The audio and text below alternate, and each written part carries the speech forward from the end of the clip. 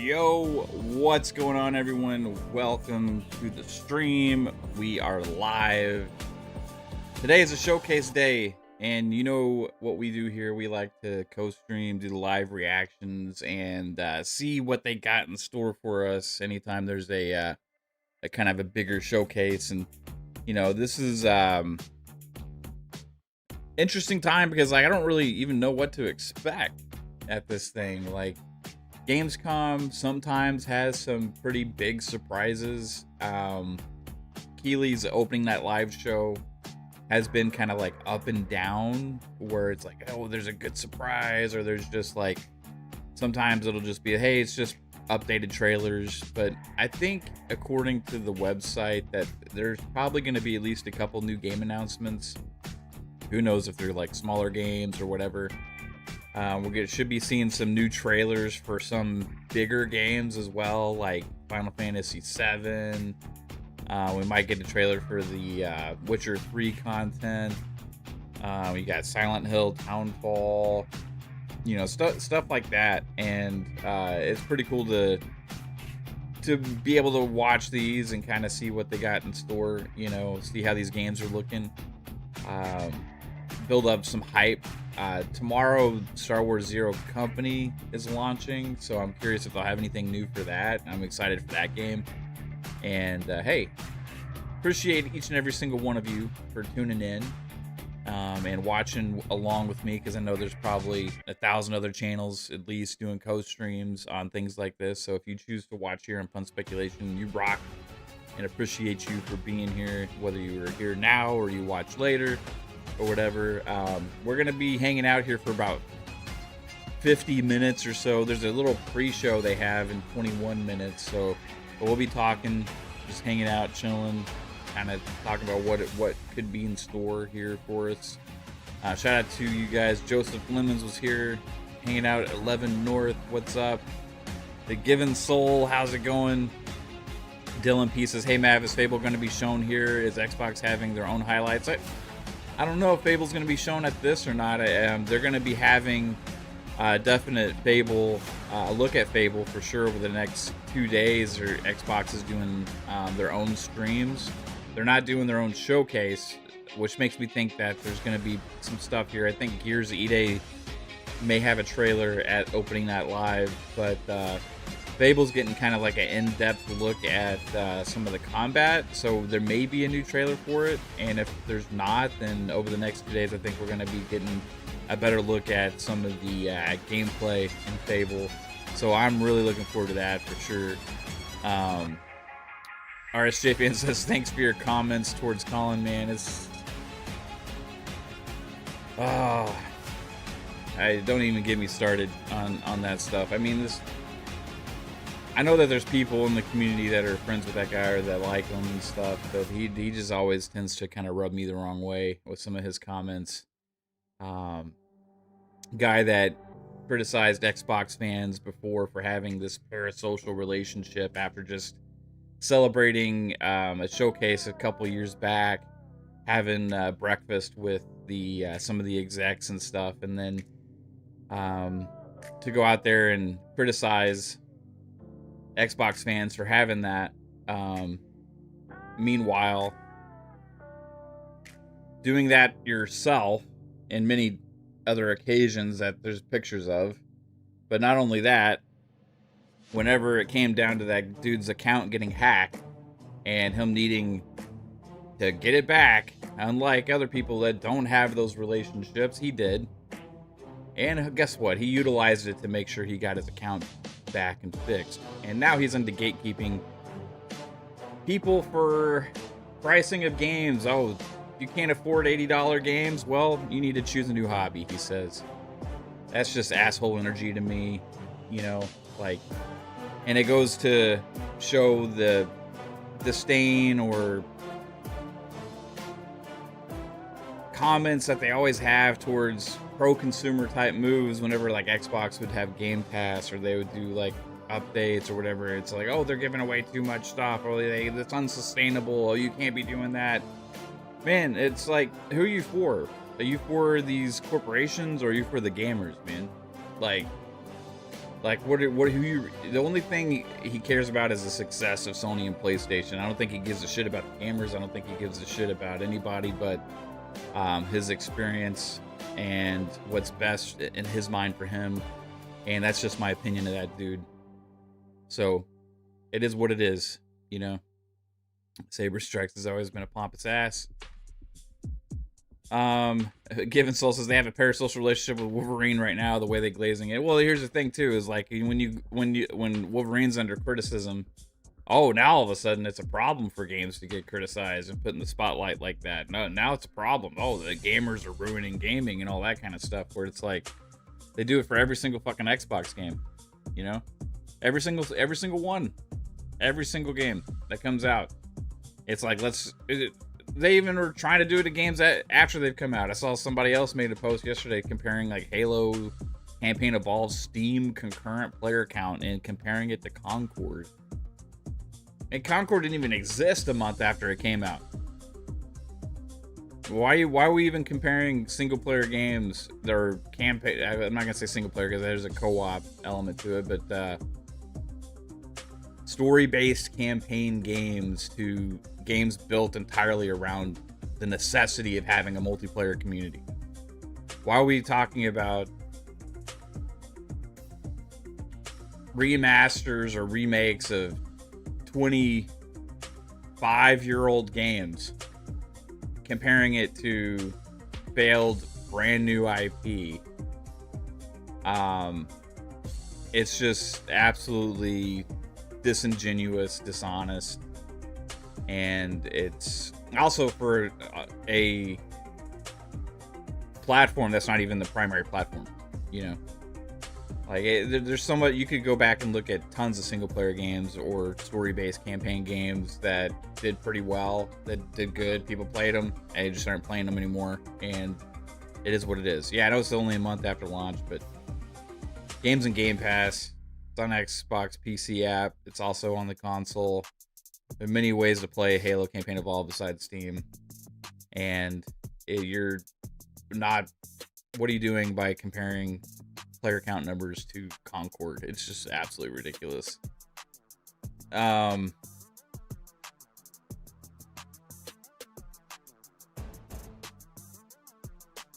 It's interesting, you know, the games media, the podcasters that have been around for a long time that mainly come from the big media sites. This is like different. They have a different mentality. They have the biases and preferences, which we all do, but they claim that they don't. They claim to be objective minded, and they claim to be industry and gamer first, yet their actions and their words usually portray a very different image. And honestly, I'm kind of sick of a lot of those guys having such a big influence in the gaming sphere, whatever you want to call it. I know people say we all have a small bubble. You know, the casuals don't really follow this kind of stuff, all that, you know, but I think there is a truth to where you have narratives formed, they spread out, they become truths because perception can become reality. And the ripple effects of some of these dudes out there have actually been the massive detriment to gaming over the last 15 years or so. And I hope they all fizzle out and eventually go away. But it is what it is. When you're not gamer minded, when you're just corp minded, pro corporation. I mean, these companies are all in it for the money. I mean, and that's fine. That's what they should be doing, right? But to act like only one is your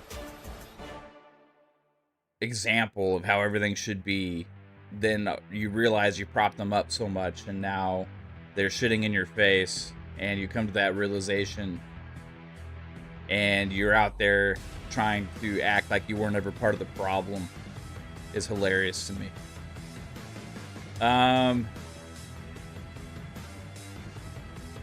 It's me, the broke boy, says, you think any surprise announcements other than the games they mentioned were going to be there?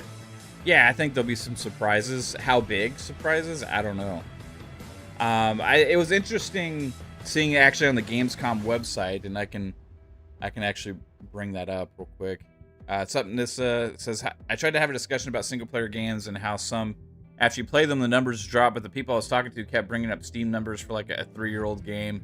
Yeah, I mean, they'll do things like they'll bring up like indie games that are just always constantly popular because they are like very casual oriented, or they'll like be kind of like these small games that people always kind of go back to, you know, or they'll pick like other single player games that came out like 2 years ago that have slightly more numbers, even though discounting the fact that they may have just gotten some kind of an update or content or something like that. You know, it's like it's really interesting. That I think the main thing is no game's gonna have the same long-term impact as another. It's gonna be very, very varied. I will say, in the example of Halo Campaign Evolved, it is a campaign that has been one of the most replayed campaigns in gaming history. Nobody can discount that. And you have another version of it. Again, I don't necessarily expect a super long tail on a game like Halo Campaign Evolved, right? It's if it had a actual PvP multiplayer element to it, then definitely it would have helped with some of that stuff, but that's just not what they did. And we'll see if they do a Halo 2 remake. I do question what the future Halo is. I don't think it's, none of us really know right now. I think that's something that also Asha Sharma is trying to determine, and I think it's a priority for them to make sure they get it right for the future. But right now it's up in the air, so we'll see what decisions they make on what games they greenlight, what studios they have work on future games, what involvement Halo Studios has in the future, and all that kind of stuff. But it's none of that's really has anything to do with Campaign Evolved. I mean, sure, if it like went out and sold 20 million fucking copies or something like that, yeah, it would be like that would have an impact. But I think that it kind of did around what they expected.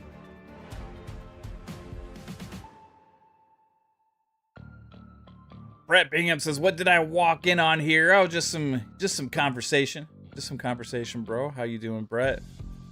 It's me, the broke boy, says, "Seeing a lot of PS fanboys say they are now going to buy South of Midnight since they aren't part of Xbox, not because of the game. Proof it's not about the game or the studio, it's about the platform." Yeah, 100%, man. And hey, if people start playing South of Midnight and get it, it's a solid game. Props to Compulsion on making a solid game. You know, it's death by association, right? For a lot of people, the hate for Xbox is real.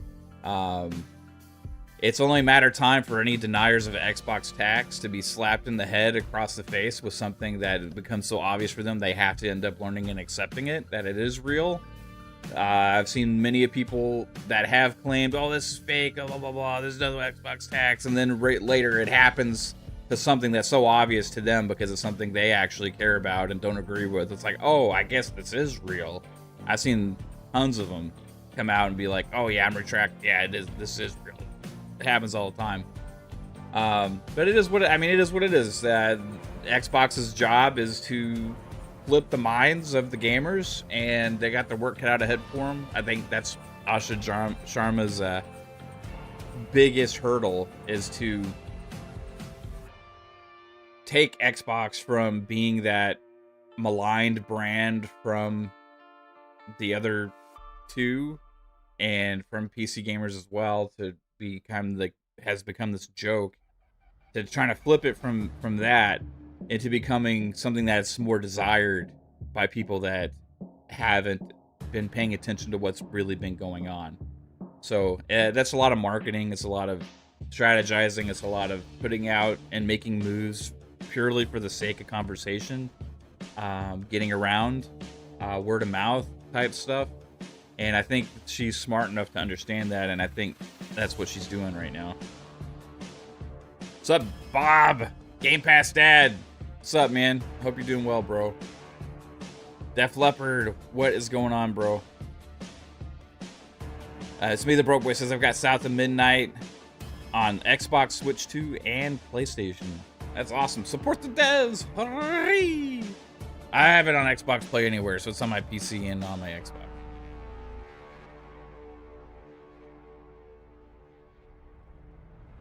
Gentle Stone says the reason I chose Xbox is because it's the most consumer-friendly platform. Makes sense to me. You know, like people say, "Oh, you're just a fanboy or something." Whenever you glaze some of these things, like Play Anywhere, free updates, full backwards compatibility, Game Pass. I mean, all these things have been very pro-consumer, but they get the shaft from the gatekeepers about what's supposed to be allowed in this hobby because their companies aren't doing it, and therefore it must be bad because their companies cannot do it according to them. So this is bad. It's not good for the industry. It's not good for anything. And put the narrative out there enough, people, hey, that's not what we should do. You know, we should be just charging more money for every single game that comes out, and that's the way to do things. That's the way, right? That's gonna really help gaming, and that's been the mentality of a lot of those people. Like I talked about this the other day on our show. Gamers' mentality is flipped. It's not about us. It's not about the consumers. It's not even about the games in reality. It's about what platform is the coolest or has the most shit to make you say, "Oh, look what they're doing," other than the others, right? And that's what we hold as trophies. That's what gamers value. I don't think there's really any way to change that. Has been proved over this generation. So that's the way you got to market. That's the way you gotta sell people. Unfortunately, it's just the reality of the situation. How's it going, BS Gamer? Hope you're doing well. Broke Boy says they even bought the limited edition art and music box for South of Midnight. It was one of my favorite games last year. Donnie B says, can we get a restaurant quality Mav rant before the show? And Brett says, what is Portillo's like? First time I tried Portillo's was at the one in the Colony. Absolutely fucking hated it. It was the worst garbage I ever tried before in my life. I think it was just a bad experience. Maybe a one-off. I will say, second time we also had a bad experience, but we just went there for like shakes and like I think we got like a dessert cake because we just had dinner.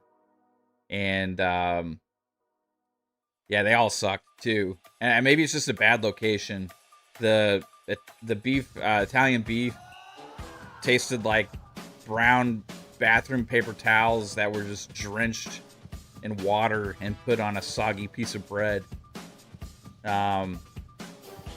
However, since then, there's a Portillo's in Allen that I've gotten twice and I've enjoyed thoroughly.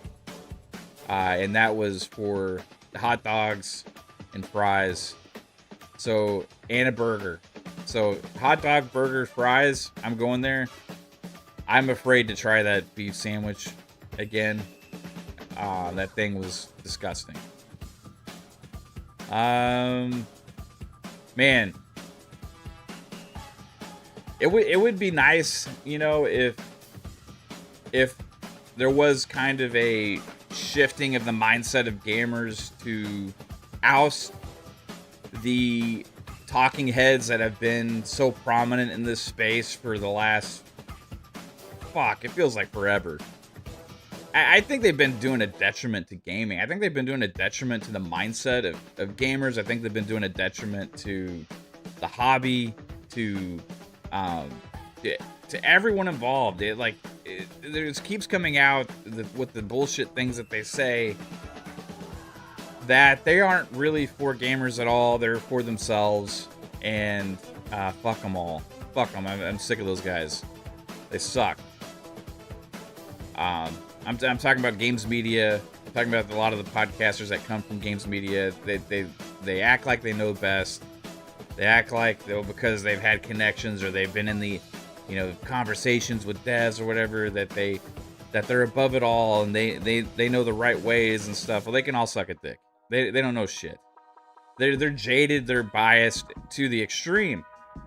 I'm clearly biased towards Xbox. I have a preference. I'm openly admit it. These guys hide it, which is the worst. These guys hide it. They keep it close to their chest and hidden away that they hate Xbox, that they love PlayStation, and that everything that the former does is the best and the latter does is the worst. That's just the way it is with them. And it's the way it's always going to be. They need to fucking get out of the industry. They need to go. Sick of them. Sick of them. Sick of people gatekeeping or telling people they're less than because they can't afford something. You know? I'm sick of that shit.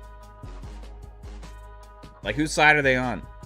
Right? Like, where it's a great relationship from a business entity or a type of business towards the consumer should be kind of more symbiotic, right? Not parasitic. You have, hey, making good products. Consumers choose whether to buy the products, what to invest in, and consumers vote with their wallet. And if they start fucking up, or if the companies start taking too much advantage, then you have pushback from the gamers, right? But instead, this is like this one-sided thing where people put up this fake fence and say you have to be on one side or the other when it comes to which platform you prefer. And they go out there and say anything that's on the other side is horrible and everything on this side is all fucking sunshine and rainbows and green grass, baby. Ain't no droughts here. Ain't no 105-degree day averages. We're just living the life of just amazing San Diego weather. Or I should call it, in their case, mostly San Francisco.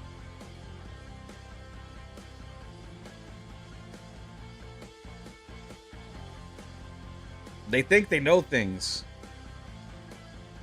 But the reality is they think their shit just don't stink. And I think too many people have glossed them up to say that their shit don't stink enough to where they started having purposeful diarrhea just so they could put out more shit.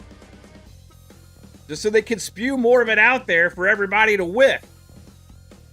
And now it's becoming disgusting.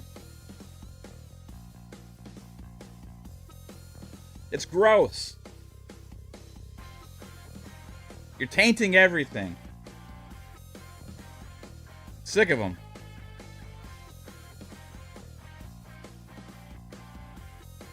The disingenuous, hypocritical assholes.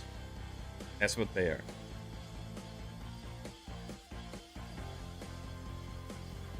RSJ fan says, I can't afford both the Xbox and PlayStation. I chose the Xbox and have yet to regret it. Hey, good on you. You know, and if you had made the opposite decision, that's fine too. I have people that think like you have to be one side or another. Like for me, it's like whatever you prefer, right? And if you prefer that, that's fine. But that doesn't mean the other thing has to be bad, right? PlayStation, I think, has an overall good ecosystem. I have my criticisms. First party games has been my main one over the last generation and a half, right? It just haven't been for me. Other than that, not too bad. Gamescom Opening Night. I bet I wish people would ask for more pro-consumer things from them. Instead, they get passes left and right. Kyle Bossman is here doing a pre-show. Let's get to it. Before the real show starts, which, by the way, will have Final Fantasy VII Revelation. It will have Songs of the Past, the new Witcher 3 expansion. But the Gamescom Opening Night Live pre-show is special because it's stuffed with its own trailers and premieres. Enough that I'm saying it's basically a real show of its own. So, yes, please do be excited for the main show, Opening Night Live, coming in less than a half hour. But for now, here's a brand new game announcement. Welcome, loyal viewers, to the Emperor's 99th Intergalactic Gauntlet. Worm. The weapons are locked and loaded. The arenas are hot, hot, hot. And for one lucky team, the Emperor's prize awaits! Now, without What's up, further Sea ado, Lord? let's meet the latest crop of carefully kidnapped contestants. How you doing? Abducted from across the galaxy. Welcome to my house, motherfuckers. Ow. You don't don't actually have a choice, but maybe these highlights will change your mind. Order up! Take cover! Now get out there and fight. Our glorious Emperor will Is this be like watching. Worms Tactics?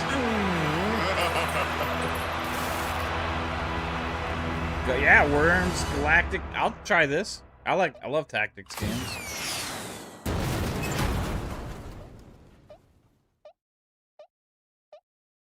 Welcome back to the Gamescom Opening Night Live pre-show, where somehow they snuck two Worms announcements into one trailer. That wasn't on PlayStation. Got a little 2-for-1 right? there. We have plenty more reveals to come, and this next one is for the most linear game with a 7 in it you're gonna see all night. Some people ask, are we nearly there yet? Was this like Train Well, others Simulator say 7 or something? It's not about the destination, it's about the journey. And the memories you make along the way. Those people probably also say, good things come to those who wait. Whilst for others, they say, fortune favors the bold. So no matter whether you're an early bird or a night owl, a fair weather flyer or an all-terrain trawler, different people have different ways of moving through life. Maybe they're all right. Because everybody is trying to get somewhere. Have any of y'all ever whatever played a drives train you, simulator before? Whatever your purpose, you are not the only one. Find your way. Like, what do you do? Just turn it on and off? World 7. Because, like, it's, you know what I mean? It just goes straight. Or, you, I mean, I think you can go in reverse very slowly. I don't know. Sim World. I didn't realize it was like that. And if you thought that was the wildest ride of this pre-show, it's not quite time to get off yet. Wait. Whoa. Hold on, Kyle. Relax, bro. Congratulations. You have been selected to build the next great theme park. Are you ready to become a tycoon?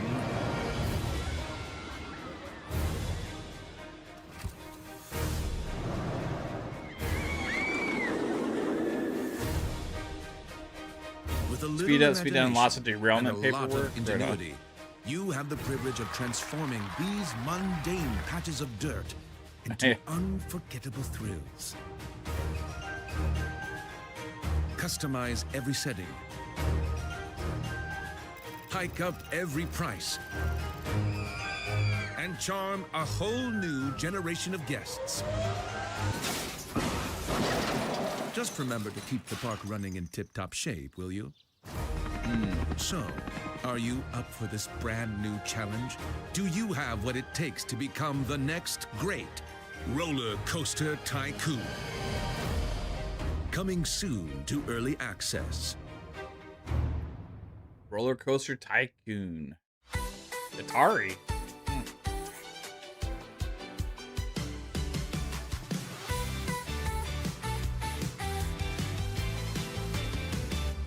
Something starts before we know.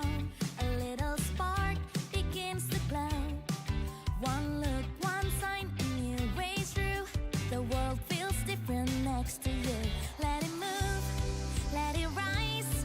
Feel the rhythm, open wide. Yeah, baby.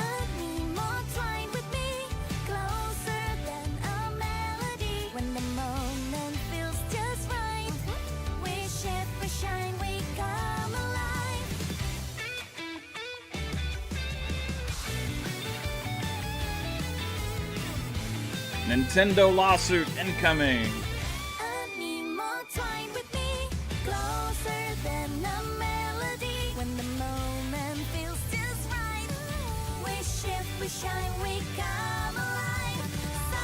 Reminds me of like an 80s cartoon song.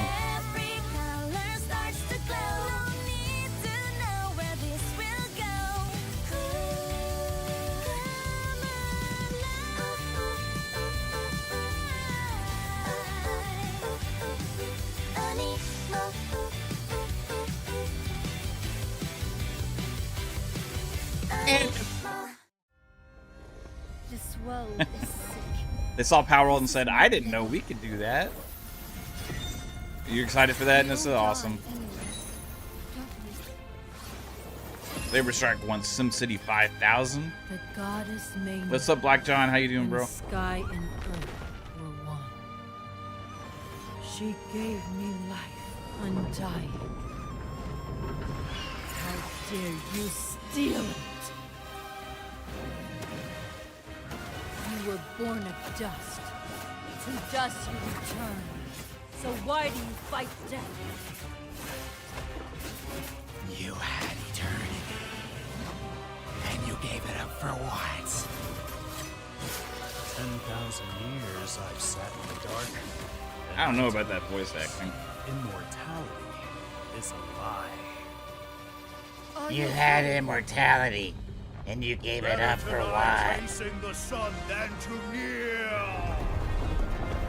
Yeah, that voice I used acting to is pretty believe no one horrible. would die. Then everything changed. And I got scared. Scared that no one would remember I was even here. I want to be remembered.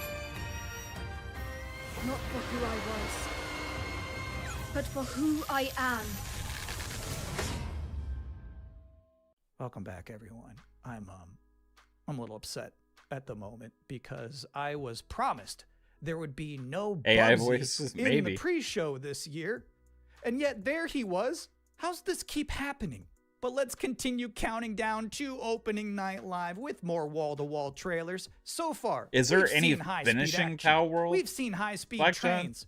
We've seen Animo. So obviously, at this point, you're wondering, where are the horror games? Unfortunately, we don't have any this year.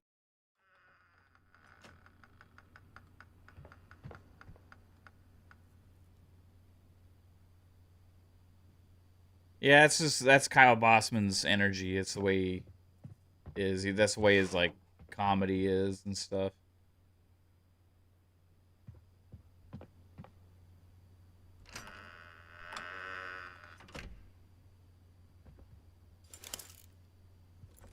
Oh, you play as an old lady?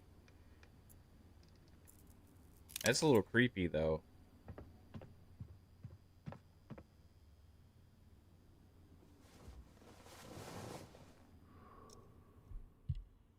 No.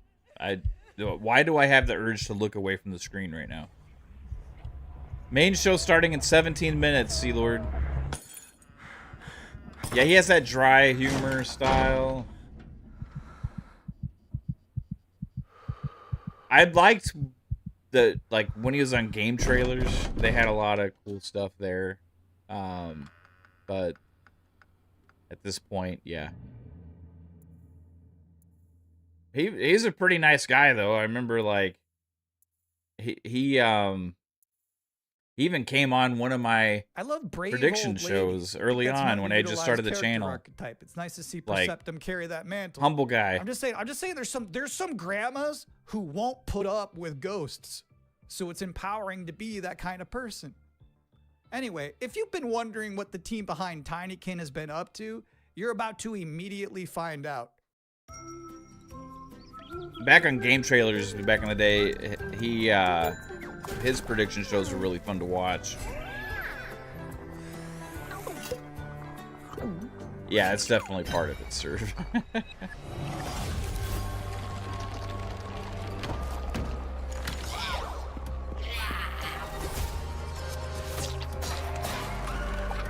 Which would be for anybody, right?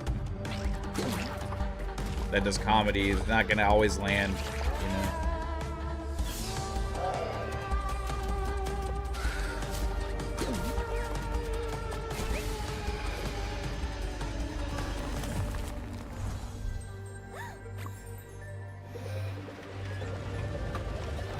I don't agree with all of his takes, you know, but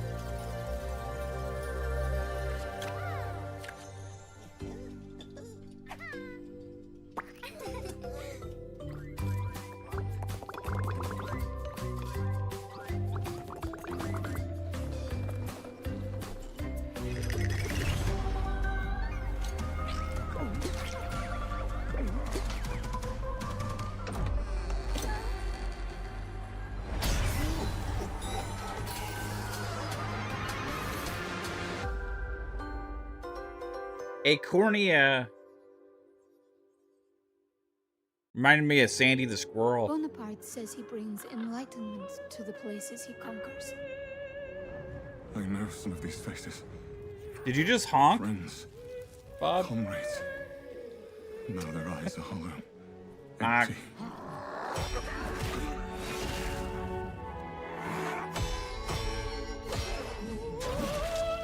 Oh.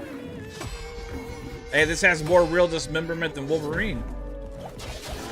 Oh, right in the nuts. William, by the saints, is that truly you? I'm worried, William.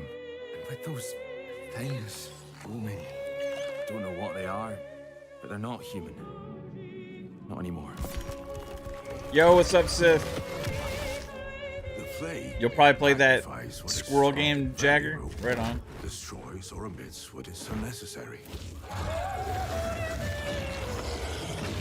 What will this thing do to me? Oh, I'm gonna inject you with purple shit. Only mad monarchs turn their kingdoms to ashes. This art style is very Plague I Pale, do not think you're insane, William. Claire Obscure. It's like very Frenchish. Madness may be the only sane response.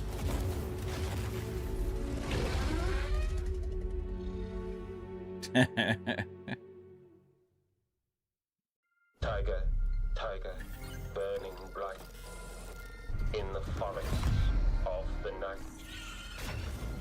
What the hammer, what the chain. According to the grifters out there, he was just injected with bisexual energy with the purple Did he shit. smile his work to see? Did he who made the lamb make thee? I looked it up because I was curious. All of that was from a poem called The Tiger by William Blake, published back in 1794. Which is crazy, because that's the first year they had a Gamescom. But back then, it was just a bunch of silent trailers for Hopscotch and Knucklebones. Now, another Is brand new Kepler- game announcement. Kepler? For years, these delightful stories have sparked inspiration for innovation. But the interpretations Oh, always wow. come short. Okay, Thankfully, I gotta. I I'm gonna found end up. a way to not only Wait. save them, but to make them even better. What's going on? You'll have to fully immerse yourself within them. Be courageous. What the hell is that? And cunning. Does your puzzle Oh, have a this must be stupid from name too? Delala You'll be introduced Studios. to friends Yous may be ugly, but you sure can fight! and foes. You just want tickets to my show! Wolves in the den. You'll need to become resourceful. I don't know what your strategy is. And resilient. I also don't care. These stories Is will this test you. like a And once you've fully experienced all my Rapunzel? interpretations, you'll be ready for me. mural? Oh, Murals? too good for me, are you? Why did I I'll see have you like know, Rapunzel I've been earlier? married hundreds of times to thousands of Yeah, minds. Delala. Sometimes I like when a trailer just shows you its final boss. They just said, hey, here's this evil long-haired nerd. You got to stop this guy. Mission accepted.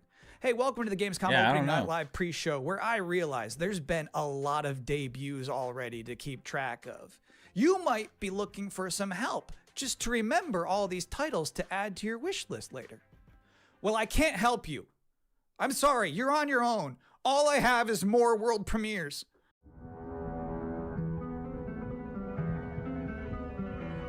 Amplitude.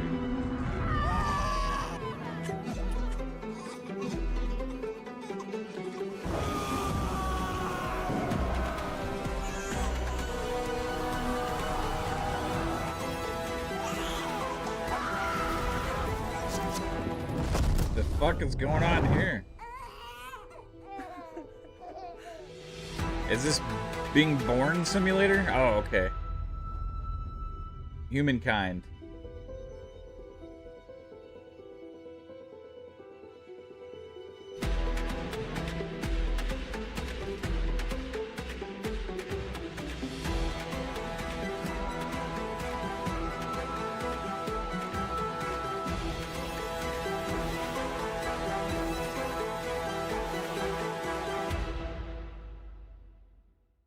Those those are some big horses. Just a reminder, you're watching the event before the event. Opening Night Live is just minutes away, but we're about to see a trailer for another new game. That's a weird, interesting opening, though, right? You can't Google it right now. That was pretty gnarly. But you can Google it 2 minutes from now. That's the magic of what we're doing here.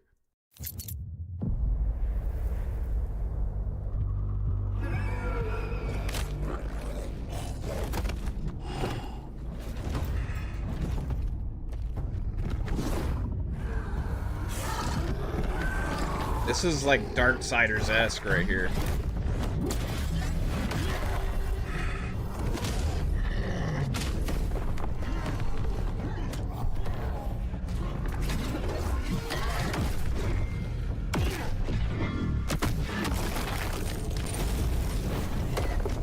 Oh, me too, Sea Lord. That's amazing. We need Halo Wars 3. And now that they're bringing Lord of the Rings games back, we need Battlefield Earth 2. Yeah, this is giving me Darksiders vibes.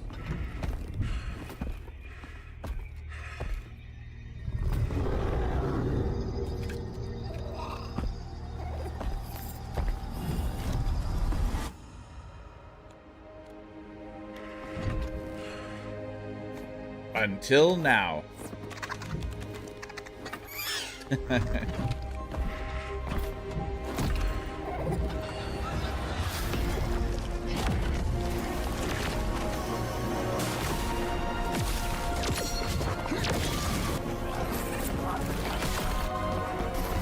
Looks pretty fun though. Elta, defy all gods. You know what's crazy about that trailer? The little dragon companion never talked. I don't know if I've ever seen a video game before where you have a little flying dragon friend who isn't wisecracking. That was refreshing. And now we're going to take a first ever look at a game for 2-player co-op enthusiasts. Grandpa, what was Mom like? You never talk about her much. She was complicated. Delivery for your special day. Impossible. This was your mother's sigil. What? How? Maybe we should see what's inside. What? You're a little kid!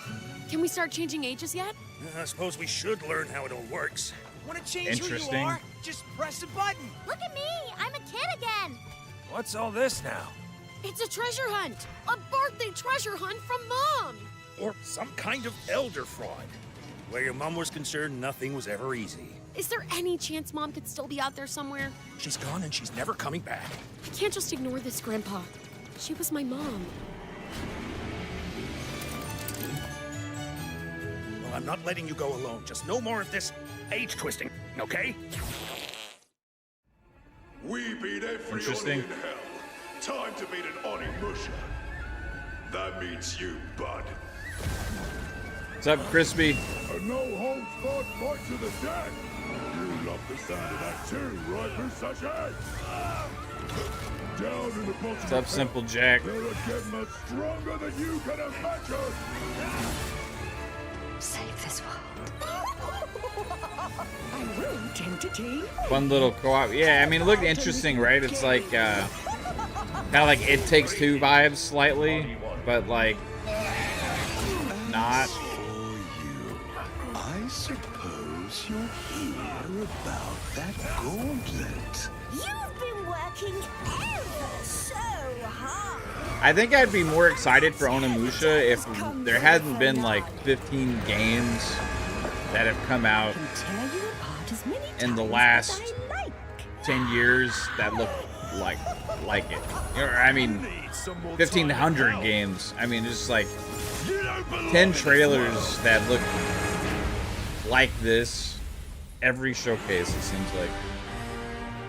Now, it does look like legit, like this is the real version, you know, and the other games are trying to copy, you know, but like, it just, I don't know, this doesn't get me excited. Onimusha just shadow dropped an expansion to its demo in the middle of this pre-show. Now, I don't blame you if you're about to boot that up. I'm going to probably try it, while though. it's downloading, we're about to hit my favorite part of this show. We're about to check out a brand new trailer for the beautiful Mariachi Legends. And then immediately after that, I got to have an interview with the game's creative director. So first, let's see this. Yeah, I'm not saying it's like... I'm just saying the trailer, though. Like, there's so many games that have similar looking... And they all probably play a little bit different, look a little bit different, you know. Different stories, and definitely have different levels of quality. But just when it's presented in the trailers, a lot of them blend in together for me. It's hard to even remember what's what.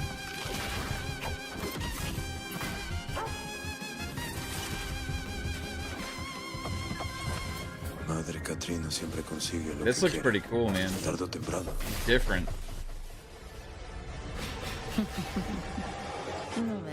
Kill list. Mariachi Legends. Huh.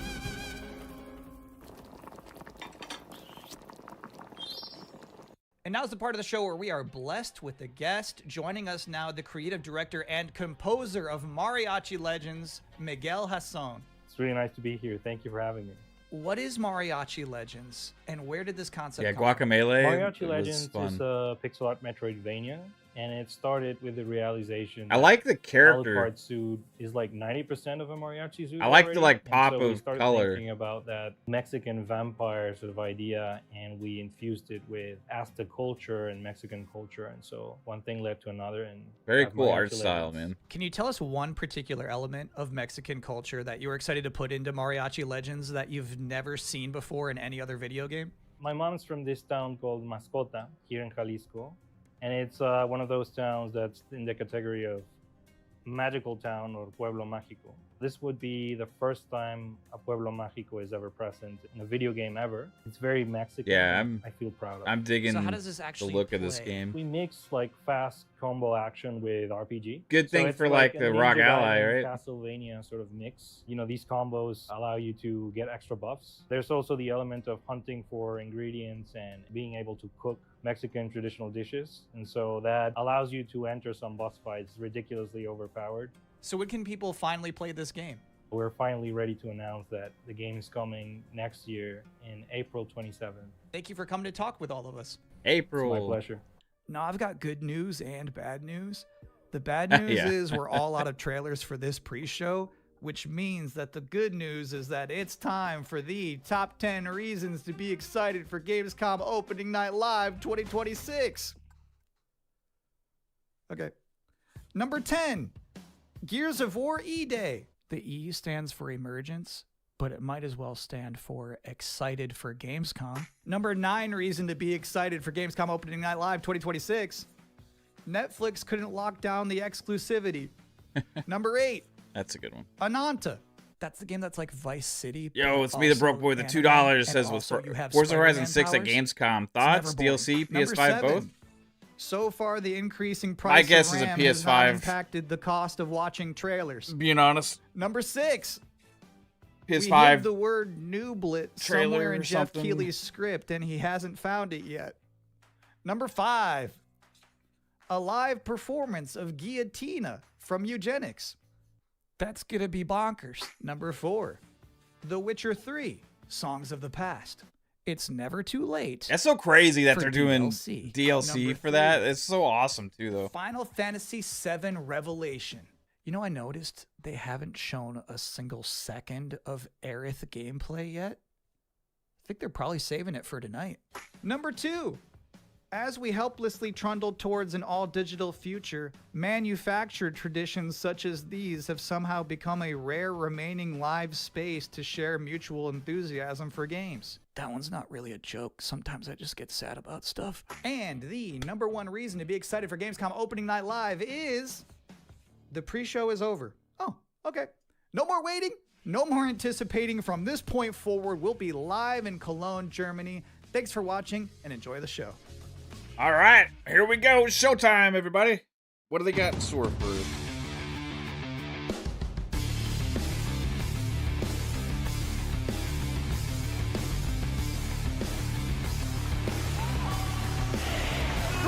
the Game Awards, Jeff Keighley. Is that the... Well, there's not like really an Xbox show, per se. It's like just kind of streamed.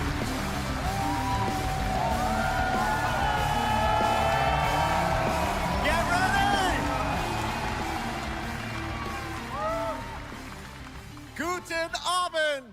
Welcome to Gamescom! Yes! Are you guys ready for 2 hours of video game news and updates? Well, you've come to the right place. This is Gamescom Opening Night live in Cologne, Germany at Kölnmesse. Is it using the term news and updates, which they also used earlier the loudest too? I've ever heard you. The energy and hype is on another level. You guys are prepped and ready, and we got I wonder a if that's lot of kind of great stuff toning for down you expectations today. a little bit. It feels great to be back, surrounded by over 5,000 fans at the biggest consumer video game event in the world. This week, more than 350,000 people are expected here at Gamescom, and tens of millions of more will watch live online around the world. We love you too. Well, you'll see if you love me by the end of the show, but yes, hopefully you will love me. When we started Opening Night Live in 2019, we didn't know what to expect. From the very beginning, you guys welcomed us. And year after year, this community has made us feel home here in Germany. This is, believe it or not, our 8th ONL, and we're so excited to bring you an amazing 2 hours of video games. Now, last year's ONL will always hold a very special place in my heart because it was actually the final show of mine that my dad was able to watch. Immediately after the show, I actually had to cancel all my meetings here at Gamescom and flew back to New York to be with my dad during his final days. And sadly, as you may know, he passed away just a few days after Gamescom last year. But from his hospital bed, he did watch last year's show, and he saw all of you, and he knew how much this stage and this community meant to me. So standing here with you tonight means more than I can really express. I know he would be proud that we are back together, once again celebrating the creativity, passion, and people who make games the biggest form of entertainment in the world. So thank you for this moment, everybody. Thanks, Simple Tonight, Jack. I carry my dad's memory with me onto this stage. I am so grateful for all of you for welcoming me back, and Shocks as well, who will be out here in just a minute. It is no secret that video games and the video game industry is changing and evolving. On one level, that's exciting, but on another, it's kind of scary. It feels like there isn't a week we don't see headlines about layoffs or studio closures. And on top of that, the larger electronic storage and memory crisis means that acquiring game hardware is more expensive than it's ever been. But in spite of all that, developers around the world are pushing forward to build new games. Big teams, small indie teams, and teams all around the world. Tonight, you're gonna see projects on stage from teams in places like France, Sweden, the UK, Italy, Canada, China, Japan, Korea, and more. So what can you expect on these screens behind me? Well, how about brand new information on Final Fantasy VII Revelation, introduced by game director Naoki Hamaguchi. Metro 2039 from 4A Games in the Ukraine. Rayman Legends Retold. The Xbox console exclusive Gears of War E-Day. Tides of I wonder if they made him say Annihilation, that. the first ever in-game footage of Warlock Dungeons & Dragons from Wizards of the Coast. And yes, later in the show, we'll have the world premiere first details and in-game footage of a brand new expansion to 2015's Game of the Year winner, The Witcher 3. It's called Songs of the Past. And we also have a little fun in store for you as well, including the first ever musical performance of the music from Eugenics, the hit indie game about breeding cats earlier this year. So we got a lot of fun ahead, but let's start things off with a new game announcement no one is expecting tonight. Ooh. From one of the world's most successful developers comes something completely different than its past titles. Please enjoy.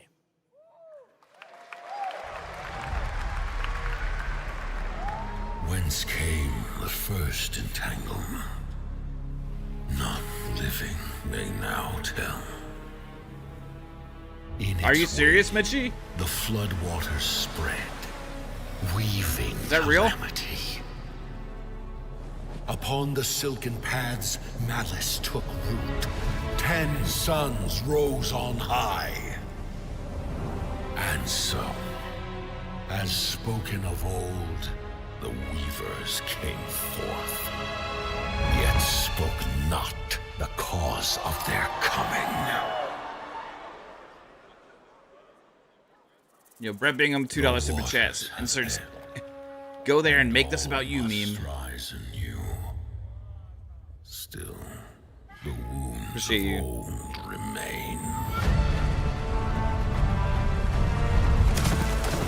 Damn. The walls held against the chaos, yet entrapped Siwa. Not out the Pyro Hill once more. And you'd still not quench a millennium of hatred. Both confirmed, you guys? Yeah, she's How can a few dying embers ignite the flames of rebellion?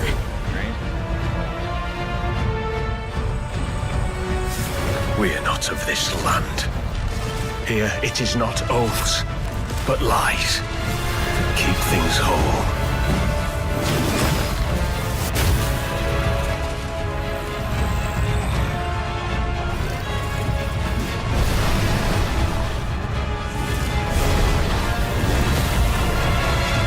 Now this is a new game from Hoyoverse, it looks like. At last, ye did unveil the divine power ye had stolen. Bear the god's wrath and sunder the dread Nodus. This does look really good.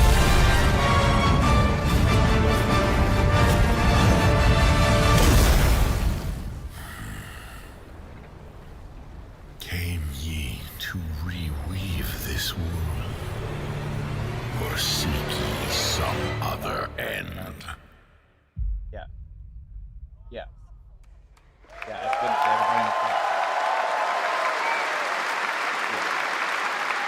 Pretty impressive. That was the announcement of Nodus Fall from Hoyoverse, an original co-op action game in which players take on the role of a weaver and step into a world where divine authority has crumbled and order has collapsed. Players must stand as one to defeat mighty mythic beings using close coordination and sharp tactics. Looks very, very cool, and we're happy to kick off the show with that one.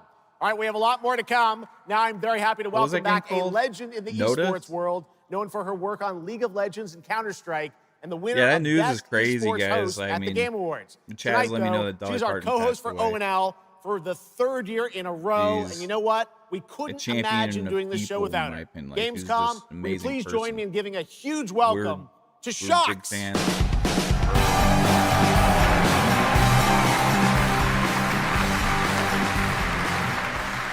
Wow, thank you so much, Jeff. It is such an honor to be back here at Gamescom in my favorite city, I gotta say it, Cologne, and seeing all the fans around the world.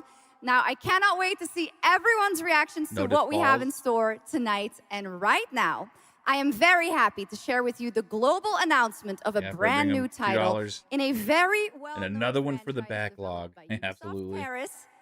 This is Rainbow Six Tactics. Rainbow Six Tactics. Oh, okay. Hold on now. What are we doing here? Rainbow Six fucking Tactics? These tangles are in for a surprise. Take your positions, team. Breaching! 6 on station. Let's show Cares that Rainbow's back.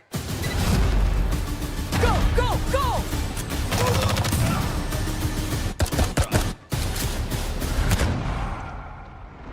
The people behind this, I have seen them before, and they must be planning something bigger.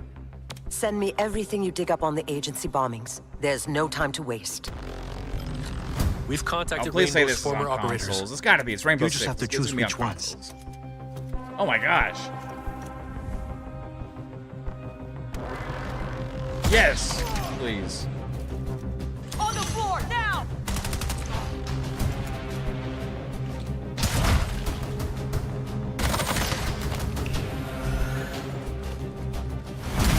We've got active hostiles all around, team. Move fast. I mean, we're and getting stick to Zero cover. Company tomorrow.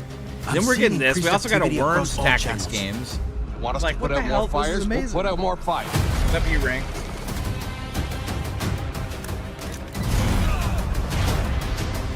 Like tactics, holy tactics genre. Yeah, I know Nissa's extremely sad. I'm trying not to let it affect my stream, you know, like.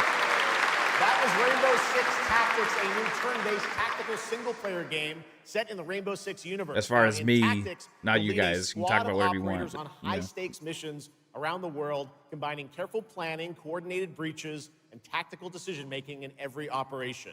Choose from a roster of 15 unique operators, each equipped with specialized gadgets, abilities, and progression paths that create new possibilities every time you deploy. Rainbow Six Tactics launches in 2027. Next year. On what platforms? Okay, Jeff? almost 20 years ago. No, I'm not saying Gears of you. War I'm not helped saying you. define a Like, I just like generation it's of crazy. Xbox. Like we're fans Tonight, of hers. we are so returning it's- to Emergence Day, the day that changed everything. Here at Opening Night Live, we have the world premiere of the campaign trailer for Gears of War E-Day, including the first look at the Locust leader behind the invasion. From the Coalition, here's Gears of War E-Day, an Xbox console exclusive, launching this October. He said it enthusiastically. I have to give props to Jeff for that.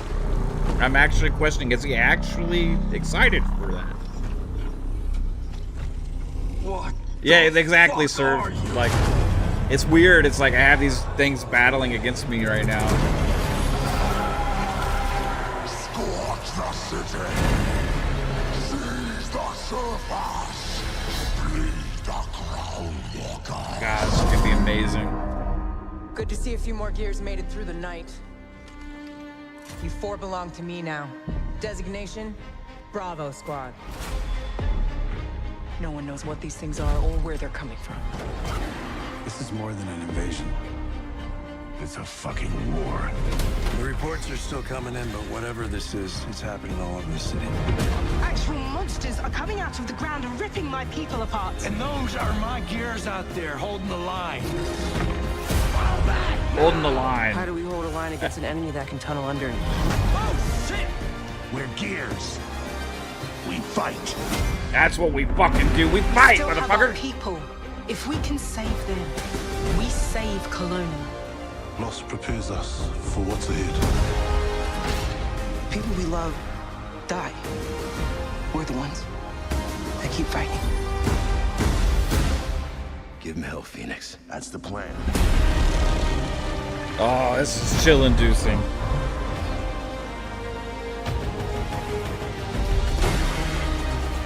Oh my gosh. Get some, you goddamn crooks! There'll be no support. If you fall, we all do. Is this game gonna be a fucking masterpiece? Or we die together, yeah? To the end.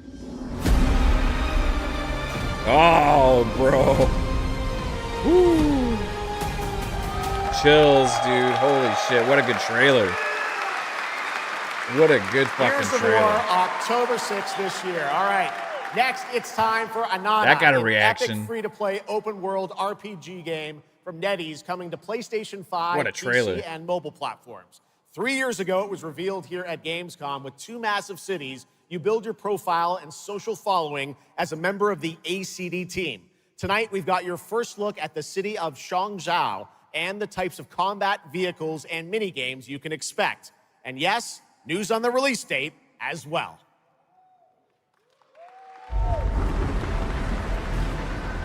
God, that was a good trailer. Oh man. Last wishes. Still have a mortgage, haven't tracked down my old man yet, still gotta buy a ticket home. I still got all these memes I haven't sent out yet. Whoa! It's a Nanta!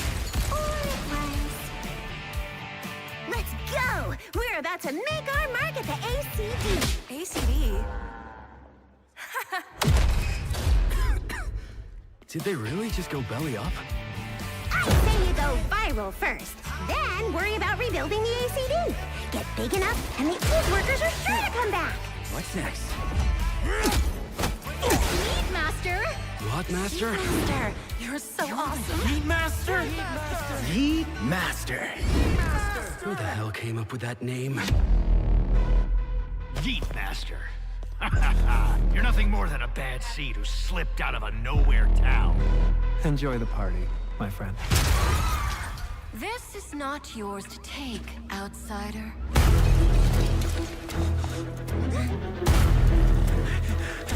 What's going on here? What?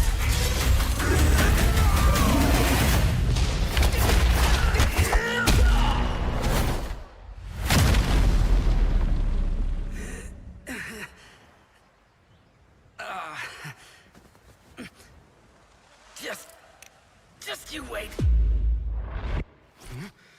Where am I? Where do you think? Wait, I'm back home. Like, what is this game? This hour, will there? This is Chong Shao. Take me with you to sniff out some martial arts masters and legendary weapons. You've been reading too many fantasy novels. What you seek is inside. Door spy? Only those who pass our trials may witness the Lingjing within. Huh? Can you take it? You bet. I've dragged entire subway. Okay, then.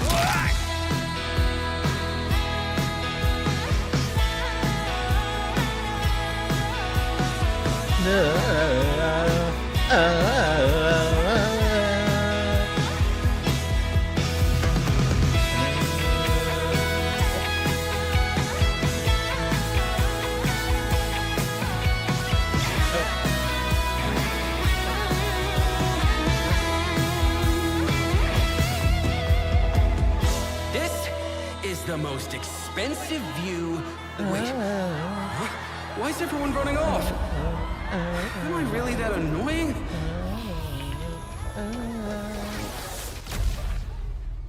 Ananta. I still don't know what it is. It's like big trailer. There you have so it. much shit Ananta going comes on. out on January 15th, 2027. Now, we have so much more Gamescom Opening Night Live coming your way, including a new look at Final Fantasy VII Revelation. But yeah, I know you're waiting for it. But for now, here is a new look at Silent Hill Townfall. Yeah, coming in just a month's time from Konami, Annapurna, and Screenburn in the UK. Let's go.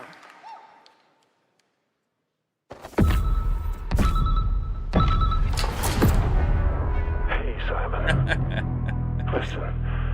I need you to come back to the town and put some things to rest.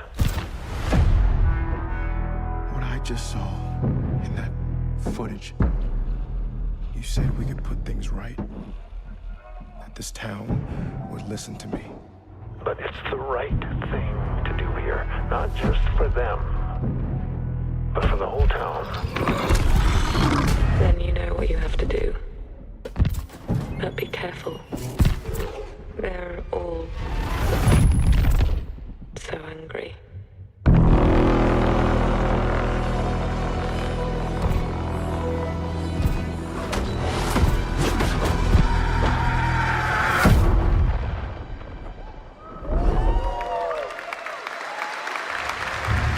Do you think so, sir?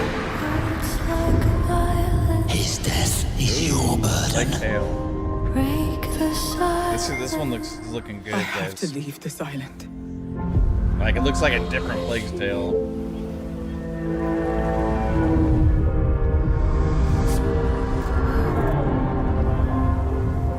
Yeah, earlier Brett Bingham said, Hudson, the platforms, Jeff, what do they mean?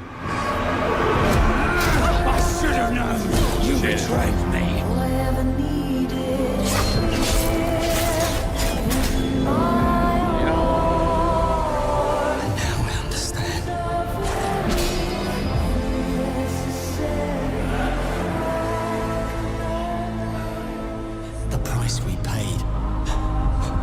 It's more than I ever imagined. do this anymore. 2 days. Day 1. Yes. Give me back. Absolutely.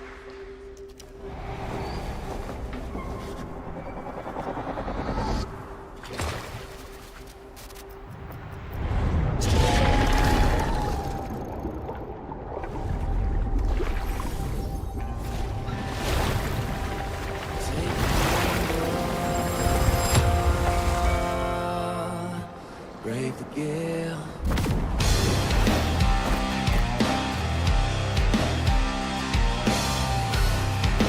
Lots of licensed music in this one. That's gonna be great. Well, my name is gone, but the waves will drive me on. My luck runs strong, where the wild winds bear me on. To choose the gamble.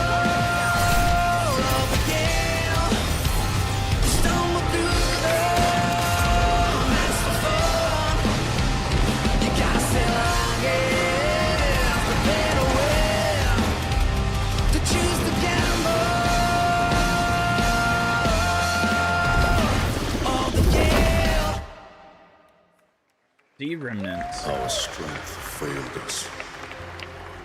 You failed us. If only I was stronger.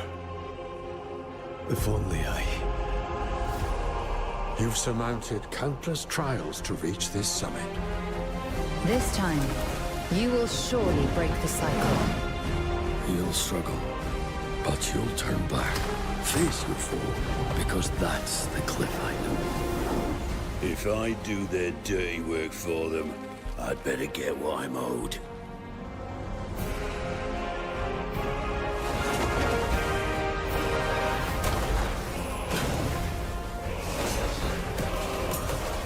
Even if the end is written, I will walk the full length of this path. It seems like mostly an update. Updated.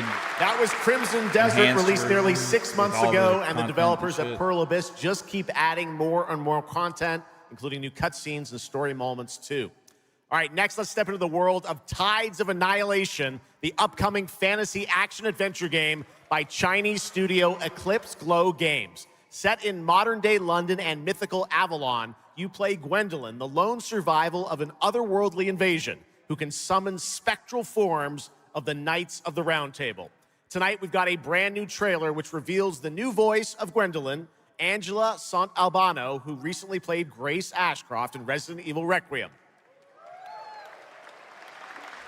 Is it just me? I don't care about the names of the voice actors, like who they are. I just want to hear the good job they're doing. Like, I understand you got to give props and all that kind of stuff, but like, it's not like a selling point to me who it is voicing it.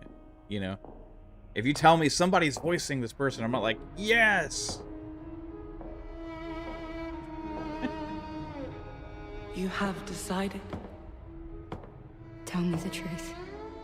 Is there a way to fix this?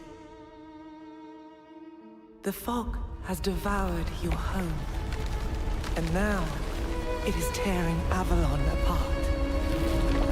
Arthur was the only one who could control the fog. Until you. Until me? I know not why you possess his powers. But if you wish to reclaim I guess if you London, told me like Adam Sandler must was voicing harness somebody, the I'd be like, oh, that's cool. use it to command your spectral knights. Like, if it's like, it's the voice actor community, you know, like people within that, I don't know.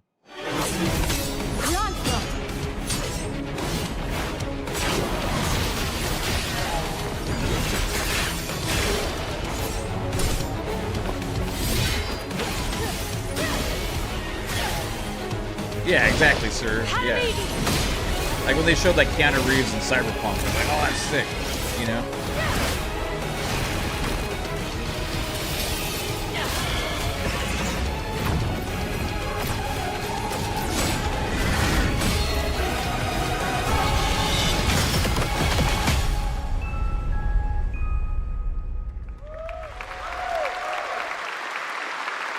Looks pretty Looks good. Absolutely beautiful. And if you're interested in wish listing and learning more about any and all of the games featured at ONL, make sure to check out the Gamescom Steam page. And if you're anything like me, I'm sure you have tons on your wish list and in your cart, but a few more can't hurt, right? The Steam page is available now and being updated throughout the show as the titles are announced. And now to introduce our next game trailer from Turin, Italy, founder and creative director of Unrelated Games, Alessandro Durando.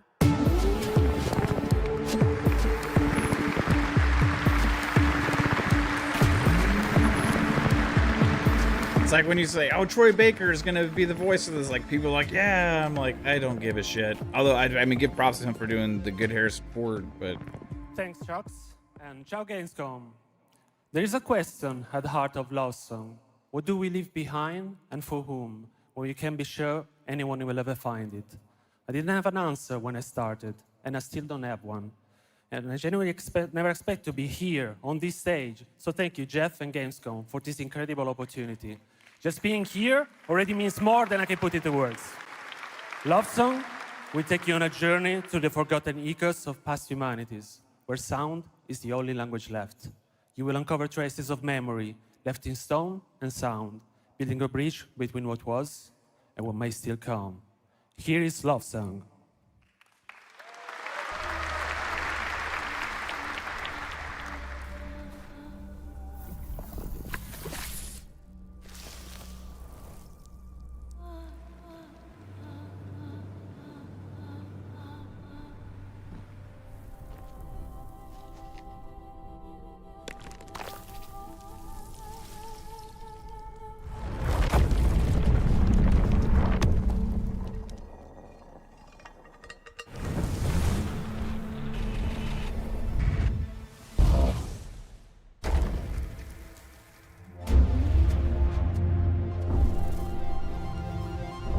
Give me like Inside vibes meets Journey.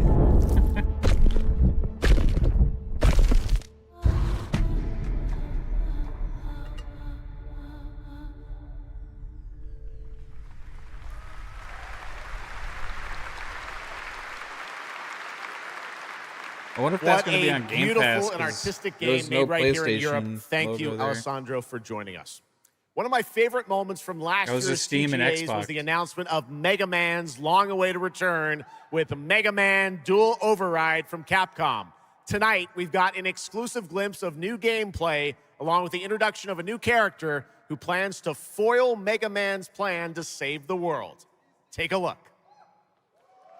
What's up, Fuzzy? What's up, Cyber?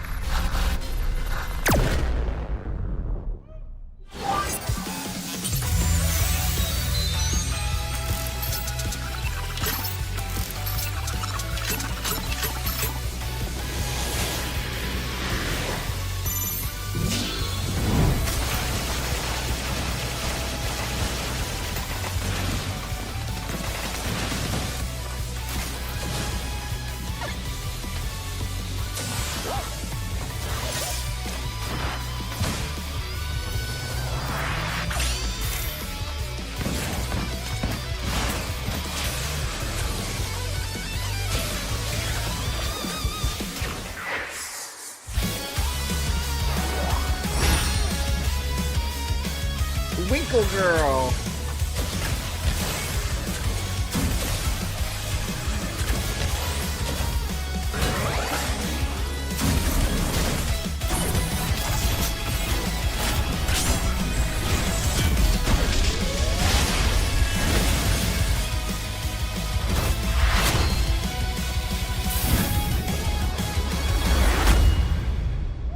Mega Man Duel over it. Looks pretty good.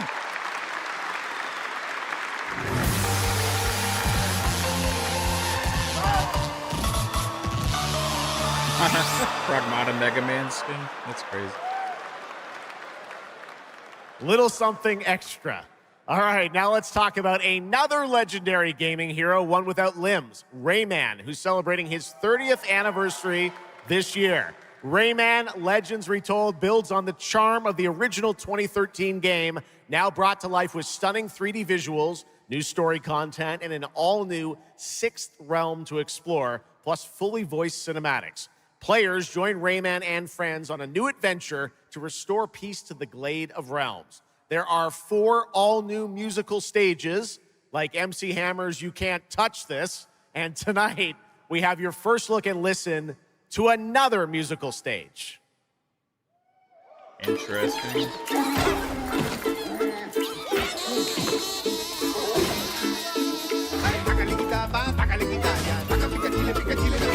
Dale alegría a tu cuerpo Macarena, que tu cuerpo para gozar y pasarla bien. Dale alegría a tu cuerpo Macarena, Macarena. All right.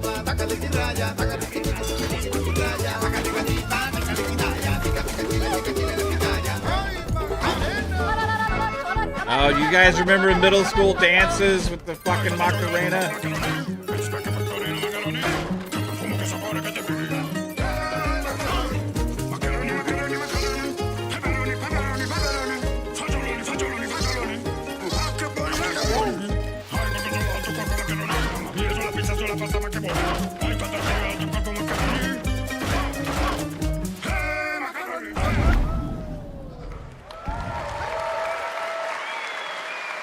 October 1st, Rayman will be at the Ubisoft booth stage? this week here at Gamescom. And that's what makes this show so great, is that many of tonight's games will be playable to fans who are joining us live in person here in Germany all weekend long.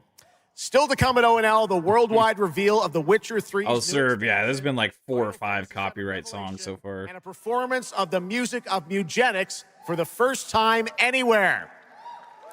It's time for our next announcement. The developers gave us a phrase to introduce this new IP, but none of the words apparently can be said on stage. So I guess let's just watch a trailer.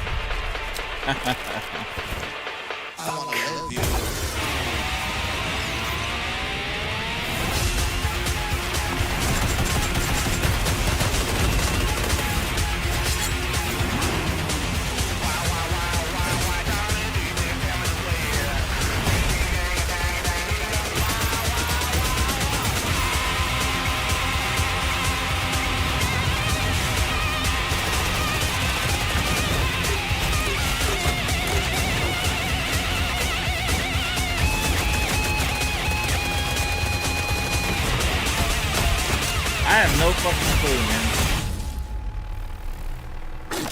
Oh, PUBG Deadnet?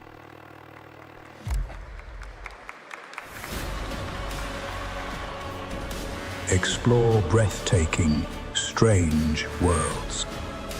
That was Make weird. a friend who'd work for you. And build your dream home together. You've changed, but that's okay. Once human, jump in today.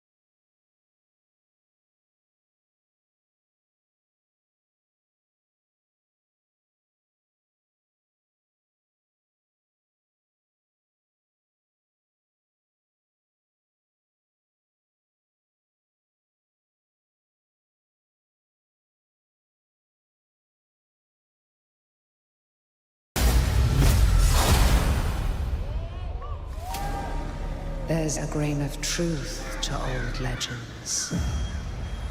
Your eyes. A Brachias, 7 feet tall, fangs long as snakes.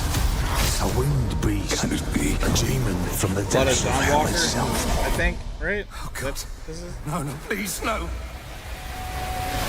It's getting a little controversy because of the frame rate, so it only goes up to 40 as an option. None of us has any love for the Brakiri. But this one, he's different. The sun didn't take him. Night after night. Day after day. Now strike him down. Your every move sends a ripple. Your every word echoes far. I wonder if this is going to be any good. Leads to crossroads. All that remains is for you to choose. Help me, please! So sorry. No, no. Very well then. Let's begin.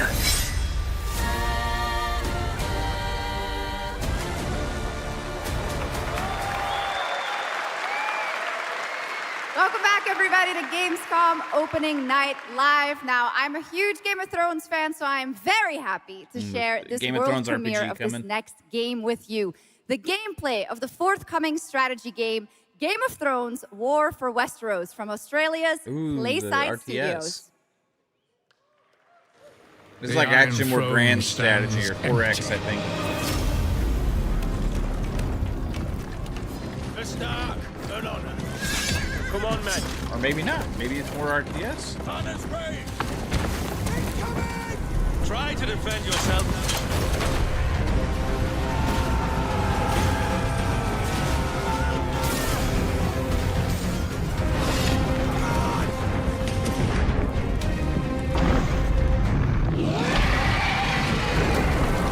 Let's go. This looks good. The fate of Westeros Stand with me! is yours to decide.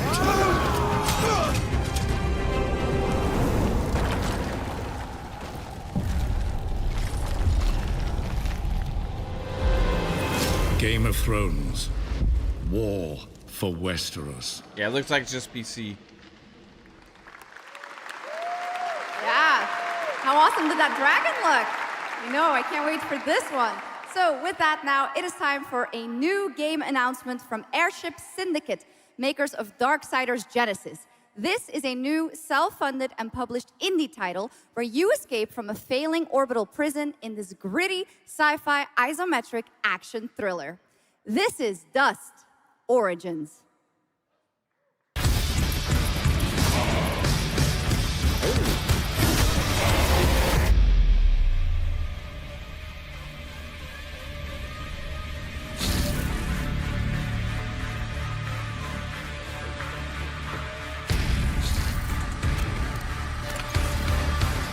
That's why I did, Sealer. Why I got one. I got one originally, Starfield 30 frames at launch, and also the other RTS games.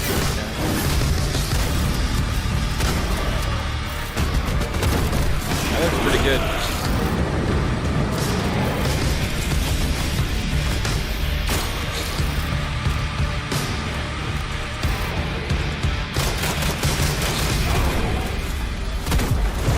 Yeah, this looks like that too, Fuzz, with the color scheme, the art style.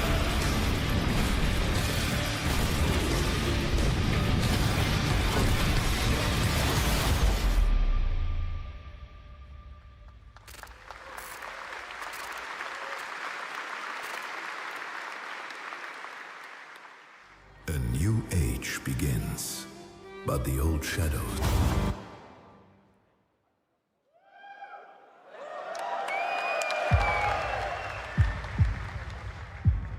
Searching for a pulse.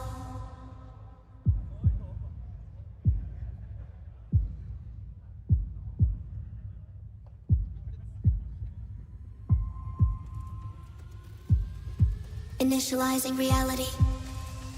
Loading a 233,000 square meter grid. Activating 1,600 exhibitors. Unlocking more than 1,000 worlds. Global data streams active. Challenging community energy worldwide. Breaking the barrier between screen and reality. Heartbeat restored. Synchronization complete. You are no longer playing. You are logged in.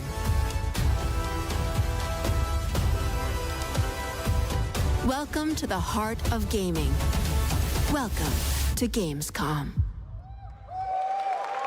Welcome indeed, that's right. Gamescom has officially started now. Let's go.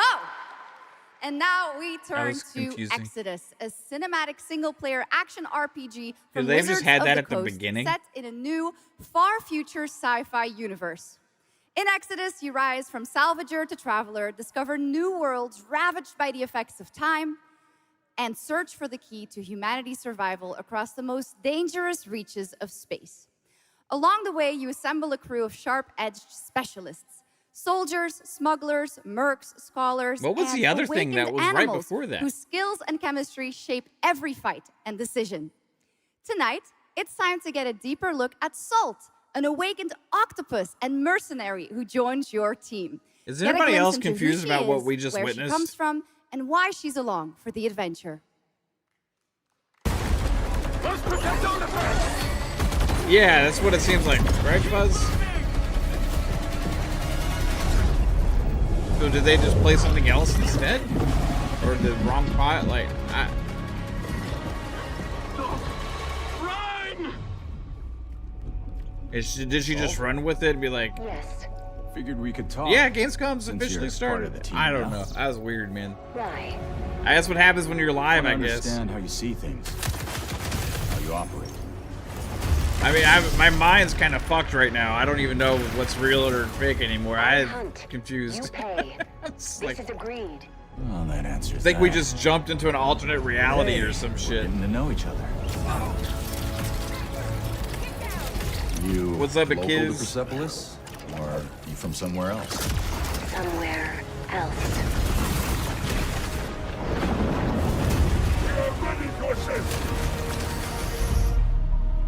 Salt. You have a most impressive reputation. We were surprised to hear that you Was accepted that one of a those permanent moments that position shifts as human reality and there was going to be new Mandela effect things that are going to show up now?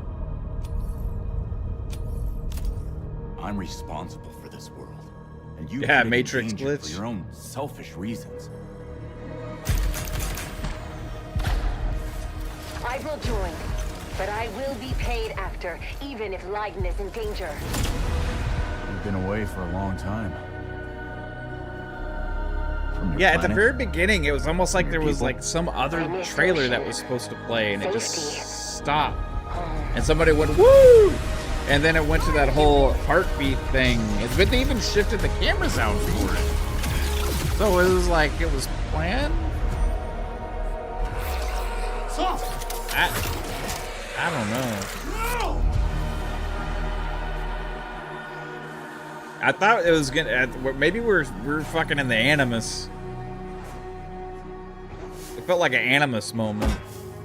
Time is our great enemy.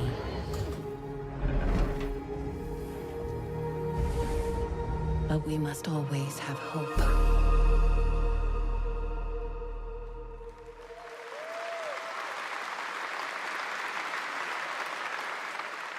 There we have it, the long-awaited release date for Exodus. It is coming in April, as you saw, of 2027. Now to give us an exclusive extended first look at the gameplay for the upcoming Warlock Dungeons & Dragons from Wizards of the Coast and Invoke in Montreal, Canada, please welcome the TGA award-winning star of Resident Evil Village, the incredible Maggie Robertson.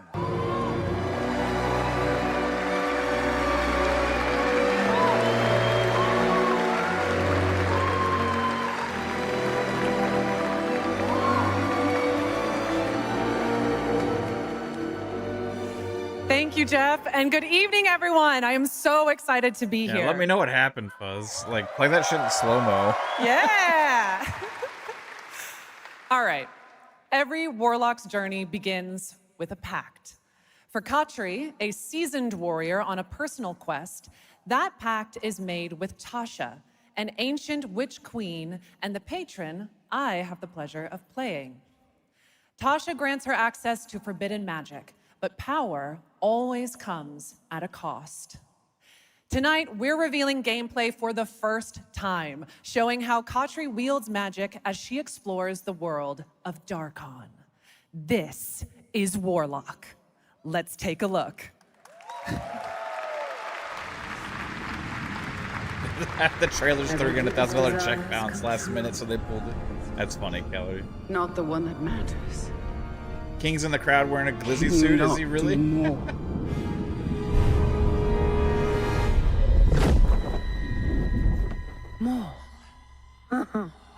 Oh, I remember it too. This is your quest. I have seen your heart's desire. Dark and defiant. And mine.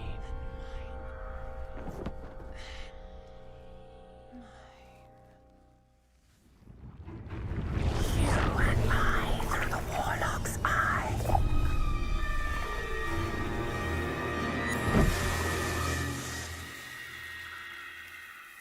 Raw magic serves us both.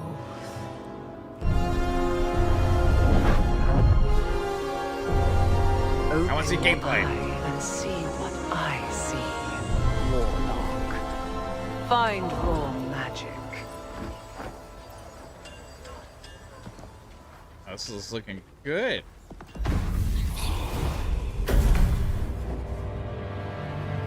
What exactly is your interest here? Or is it your patron's interest that guides us? My curiosity is my own.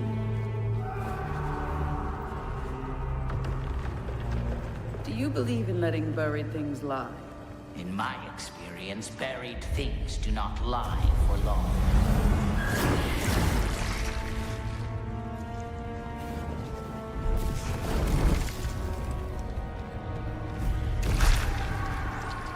Yeah, jump on the platform. There you go.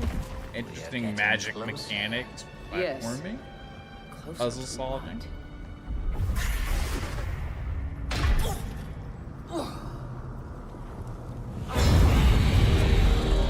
Scared, watch out. I see it. Interactive environments, classic D&D.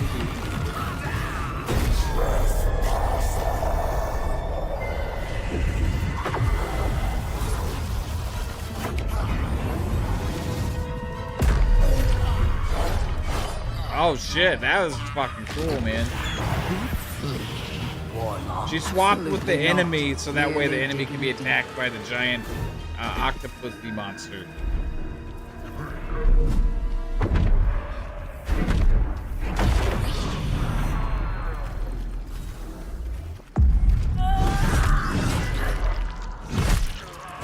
Dazed and confused, and you get beheaded.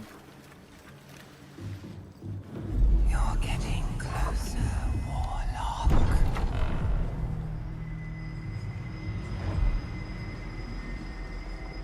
What is it you see? Raw magic. A means to an end.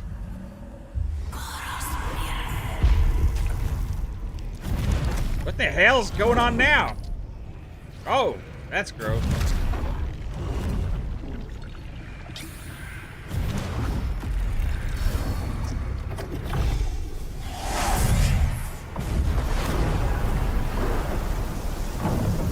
Call for rain. Something tells me we're not fleeing from this one. I want to see some, like, regular combat, too. Oh, nice. Interacted with the rain.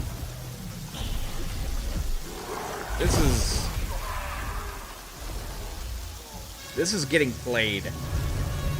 What this is. Sir.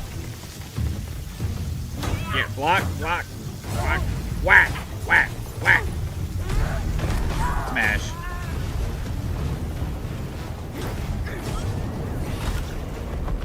And I thought the Death Kiss was trouble. I mean, holy shit, guys. I don't know if this is doing it for anybody else, but this is doing it for me.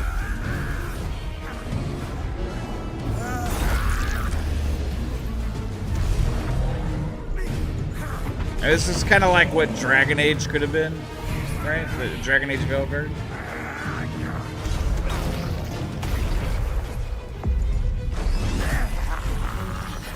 Yo. Woo.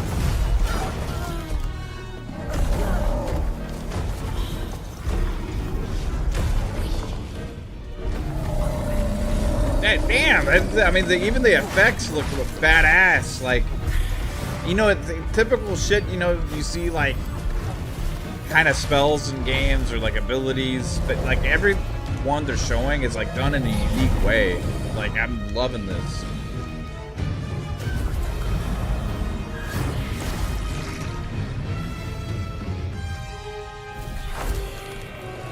I mean, creative director or animators, whoever's decision it is to come up with some of these effects and the abilities, kudos to you, man. This is awesome.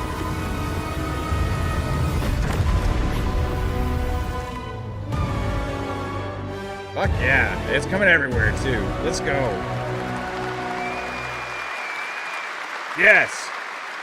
That was absolutely amazing. Wow. And now it is time for the announcement of a brand new game inspired by 1001 Arabian Nights, with flying carpets, colossal bosses, and more. It comes from the new NBC Game Studio, which is debuting this game on the Gamescom show floor. Here's 1001 Threads of Mizan.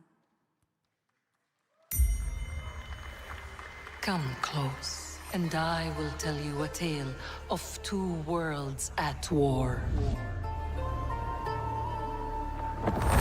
Set ablaze by a smokeless flame, and fueled by those called to fight.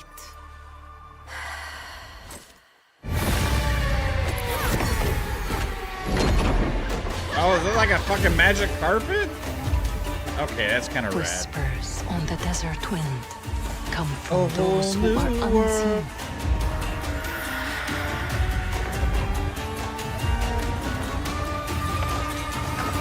The Jinn.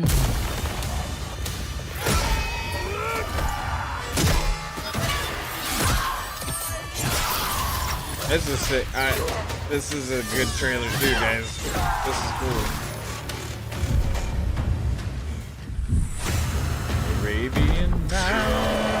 Once the children of Earth and the Jinn flourished, united, until betrayal split their worlds apart. Now the veil is thinning. Two worlds collide as they wage a war of vengeance. I mean, you're fucking like on flying carpets fighting a giant mechanical Many genie stories remain or some shit. untold. To avoid destruction, we It have looks like but it's co-op. one hope.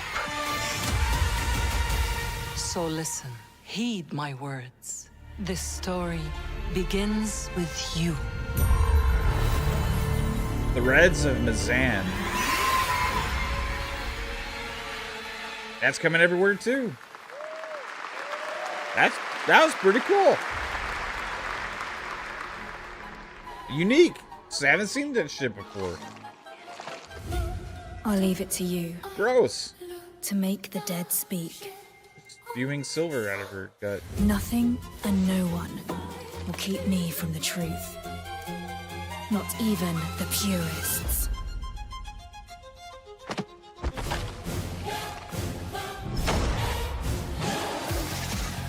Well, damn it, this looks good too. Usually the middle of the shows is when they get the worst, but the middle of this one is getting fucking is on fire.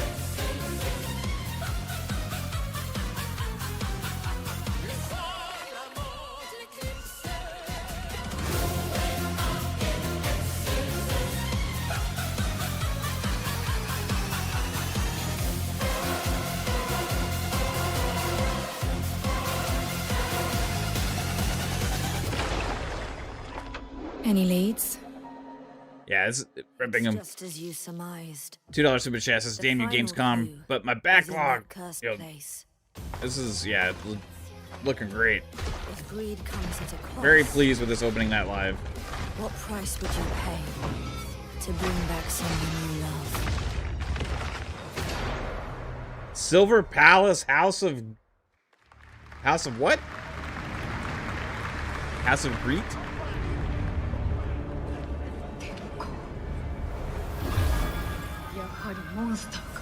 It was cool. It was kind of like a hybrid anime art style. It was a little different.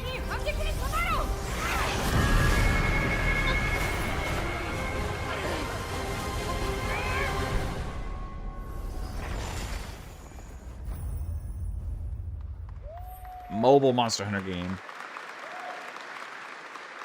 Greed? All right, welcome back to ONL, and next we're turning to the legendary Metro series and a very special developer, Metro 2039 4A Games based in Ukraine. Game developers have to build games in all sorts of conditions, but for 4A, the development of 2039 has truly been a challenge to build art in the midst of a real war. To tell us more about their incredible story and journey of perseverance to create Metro 2039, please join me in welcoming to the ONL stage John Block and Pavel Umer from 4A Games. Surprisingly so. I mean, I can't even remember half the name. There's Rainbow Six fucking Tactics, first off. The Gears trailer was insane balls good. Hello, Gamescom. The Warlock Dungeons and Dragons Wow. game looks sick as So many hell. cool announcements already. There was and we're like really proud to be a part of it. a really Thank you cool so action much. co-op game I'm with John magic Block, carpets and genies and executive shit that producer like for Prince of Metro Persia meets 2039. Aladdin, And I'm like Pavel Ulmer, in an co-creative action director and audio lead. combat way. It was Tonight, sick. we are revealing our brand new gameplay trailer. And then the for anime Metro game after that 2039. looked really good. The next chapter, set Lots in the of Metro stuff. universe we have been exploring for nearly 2 decades. Metro has always been a story about preventing war, but now that war is at our doorstep, we have built a story about its consequences and what it takes to survive. The cost of silence, the horror of tyranny, and the price of freedom. Of course, as always, there's monsters, tunnels, devastated ruins.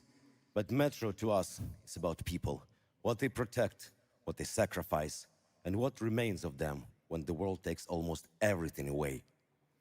Creating a game this dark requires a lot of passion, discipline, and a development team that has had to become accustomed to working without peace or regularity. There's enormous care for this universe and the people who believe in it. A key part of this is our own in-house 4A engine, built to fully realize the oppressive world you're about to step into.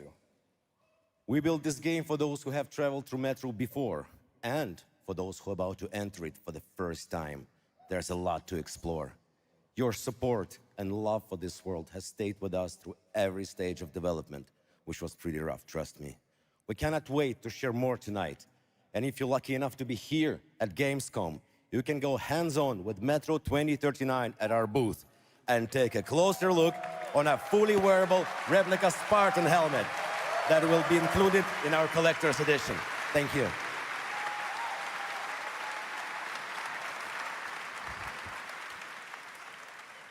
Metro 2039 is not simply a return to Metro.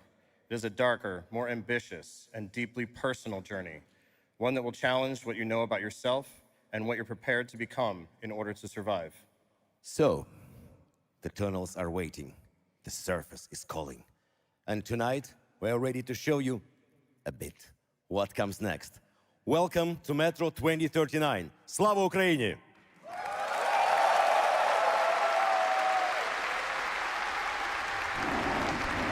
This is gonna be looking good.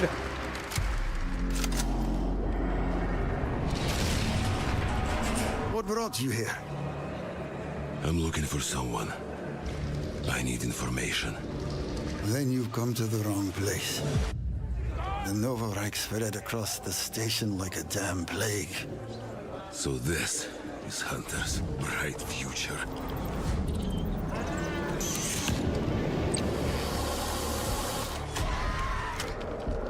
Monsters. the radiation. That's all that's left up there.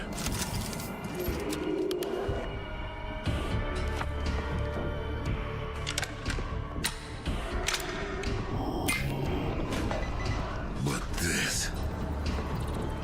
humans did this.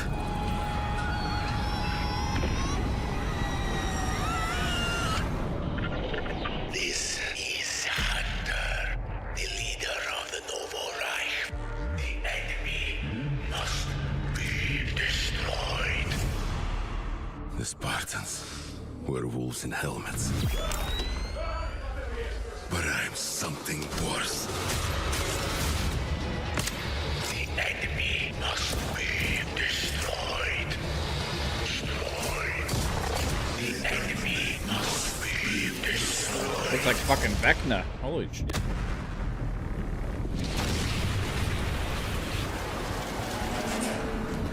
What the fuck? I'm looking for someone. Where is she? Yo.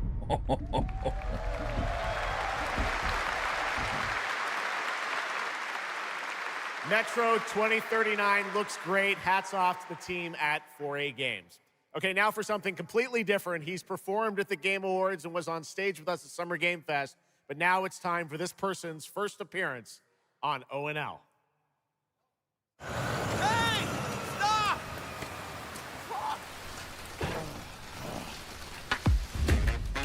Tired of sneaking around just to feel good? Nice. Tired of this damn lighter? Of this rain? Of this life? I got you. Eat a more sizzle. More sizzle, less hassle, more high. What the fuck, bro? Thank you, Cyrus. That's perfect. Well done.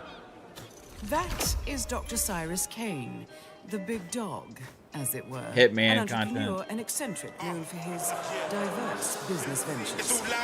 Of course. IO Interactive is just like got so much shit going on.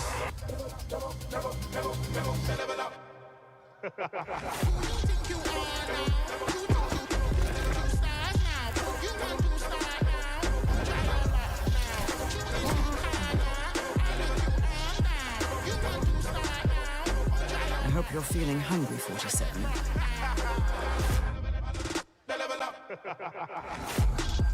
Man, what the fuck kind of funky music is this? These internet ass The DJs. Herbalist featuring rap legend Snoop Dogg. That's crazy. The Dog Father now coming to Hitman. Next up, The Sky is No Longer the Limit from NC. This is Ion 2, the sequel to Ion, a new PC MMO built around aerial combat on a massive scale. It launches October 5th this year.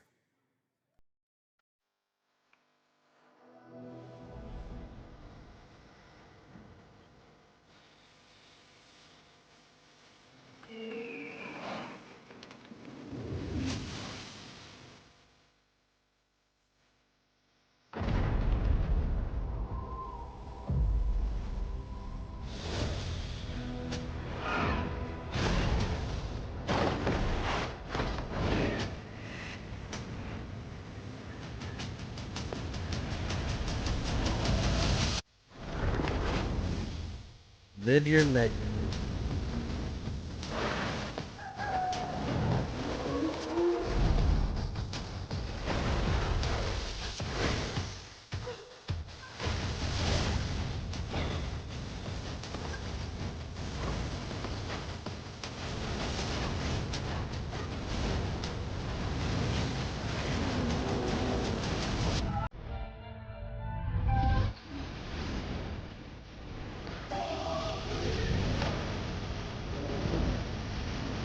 I can't even see what's happening on that screen. So much shit going on.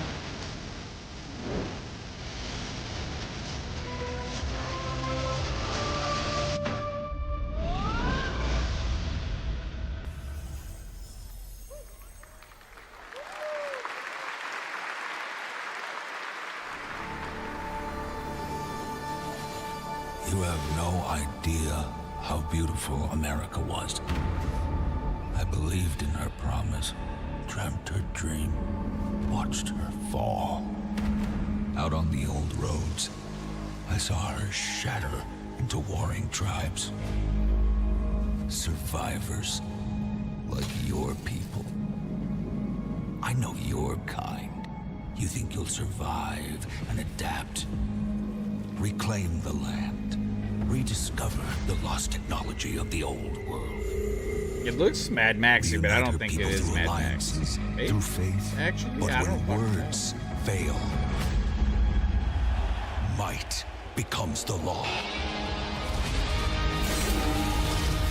This is some other shit.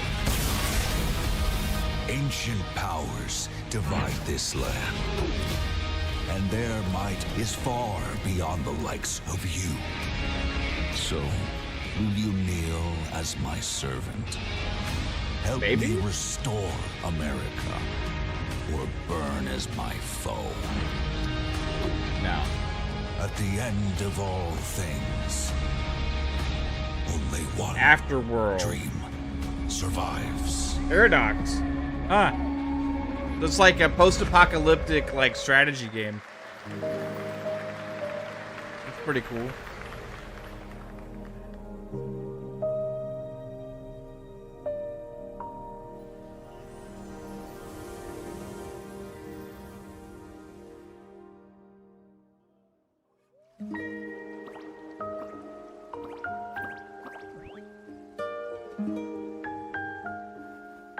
Yeah, that other Hoyoverse game they showed earlier looked really good too.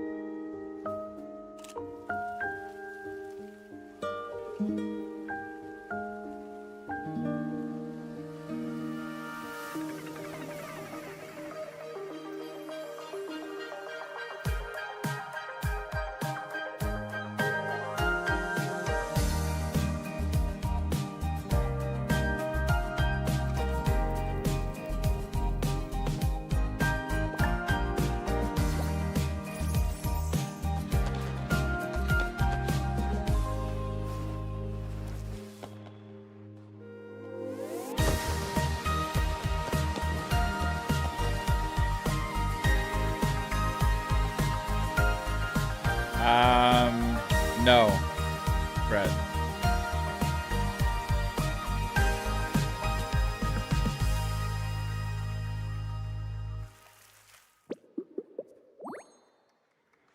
Petite Planet.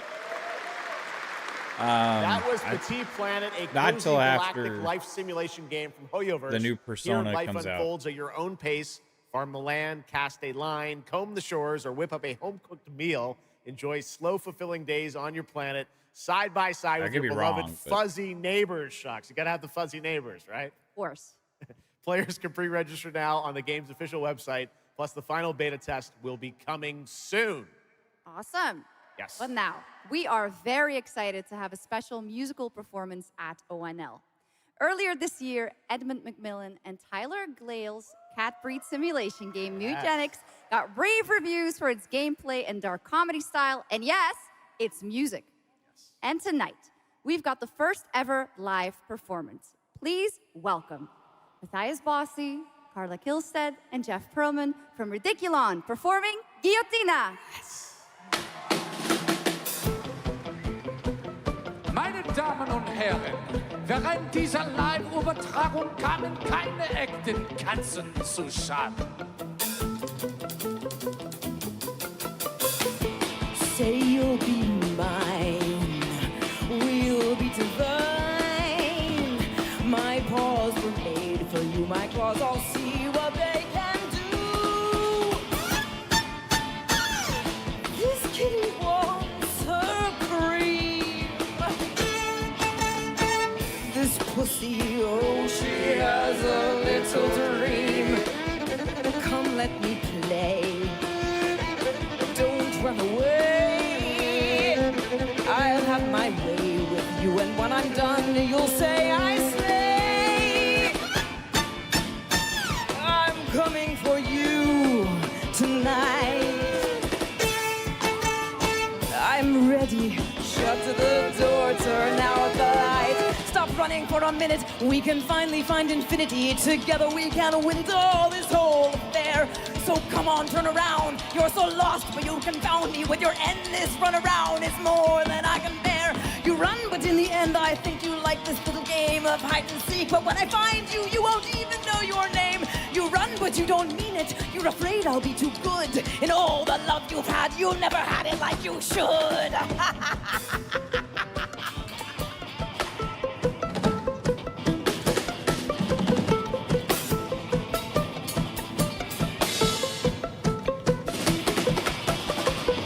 Say you'll be mine. We'll be divine. My claws were made for you. My claws all see what they can do. This kitty wants her cream. This pussy, oh, she has a little dream. Come run away. Come let me play. I have my way with you, and when I'm done, you'll say I slay. I am coming for you tonight.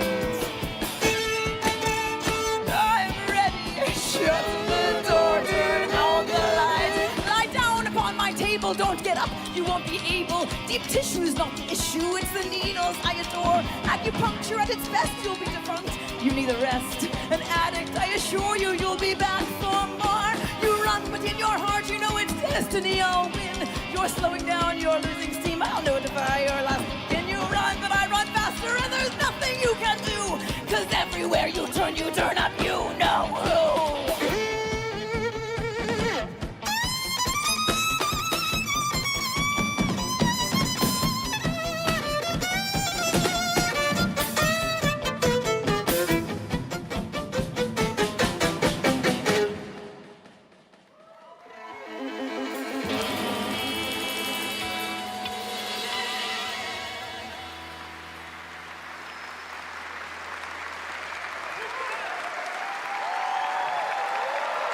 Give it up for these guys. Amazing. All right, well, that was so fun. And here's also some breaking news. Eugenics is coming to PS5, Switch 2, and Xbox Series X and S on September 8th.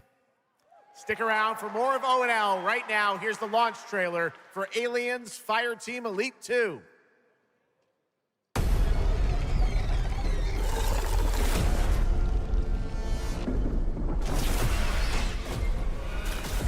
We got Xenos. This looks exciting.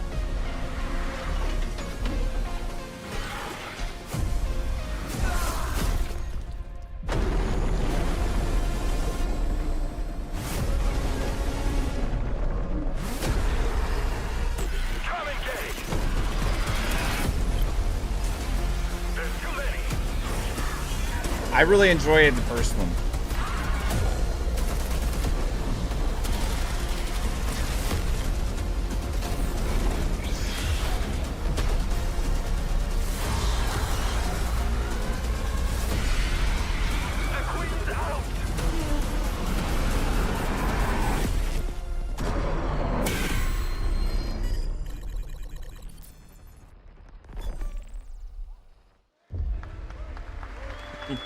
You know, that was probably one of the kinds of songs that it's best not to see a live performance for. This is that story. You know? It just lives in a world where it's not ever performed live. From all the evils of this world. Completely fine. Even if it meant losing herself.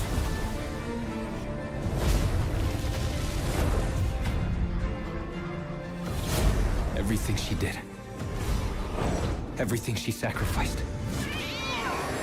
Was to spare you from the nightmare we endured. Something's wrong with your finger, lady. A force emanated from her. Maybe there was too much pussy play there, huh? Beautiful and terrifying. My greatest ally, and the start of something far worse. Now see, I can't get that shit off my mind. Oh my god. 午前4時を回っても覚めない夢。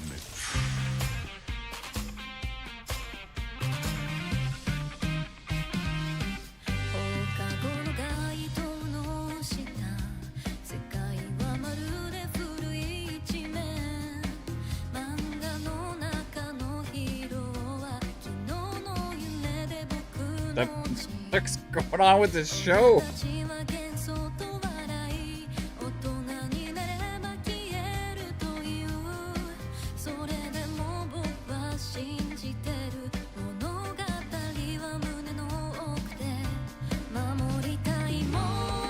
数十年しか生きていない小アッパどもがアニメが幼稚だと。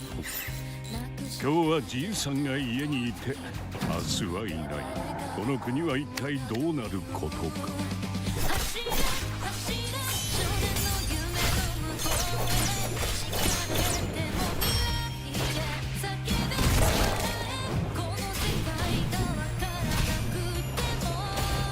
Kill him with the stars and the stripes. Let's go.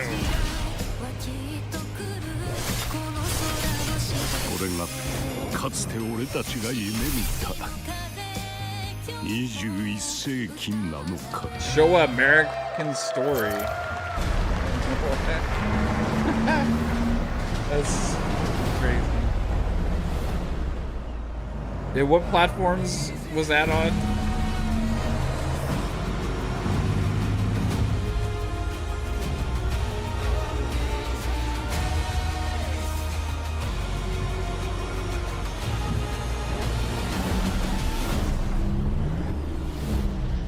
Road Games. Welcome to the biggest gaming playground in the world, where 500,000 people come together to play, connect, and celebrate across Cologne. 1,600 exhibitors. The biggest names in the gaming industry, bringing countless games for you to explore and dominate. Get set for Gamescom's unique indie area, where you're in control of the most creative and unique projects from more than 400 indie studios. And if that's not enough, don't miss Gamescom Awesome Indie Show, our show produced by IGN featuring the hottest new titles from the indie universe. Or become the hero yourself and step into the Gamescom cosplay contest, bringing cosplayers and fans together from around the globe for an unforgettable community experience. Can't make it to Gamescom in person? Visit our website, gamescom.global, and experience all program highlights via our content hub, Gamescom Now. The experts at IGN are gearing up to bring you full days of live streams straight to Twitch and YouTube. Oh, Yo, hey, what's up, Starfield guy? Crashing the party? Jump into Gamescom Epics on our website and claim either your tomorrow loot. or the next day, I think. Next up, Gamescom Cares. Our still got initiative 40 for minutes a of this. safer, more sustainable, and inclusive Gamescom. Speaking of inclusive, the Gamescom City Festival is taking over the city with live music for free and all kinds of fun. Gamescom is more than a single event. It's a global family. With Gamescom Dev, Gamescom LAN, Gamescom Asia, and Gamescom Right, Latam, sir. we're unlocking dynamic experiences and connecting gamers worldwide. Welcome to the heart of gaming. Welcome to Gamescom. Next up, we've got the release date trailer for Stage Tour. Built by veterans of the original rhythm music game era, this game has 90 songs, including artists like the Red Hot Chili Peppers, Radiohead, Olivia Rodrigo, the Rolling Stones, and Muse. Here's a brand new look at Stage Tour.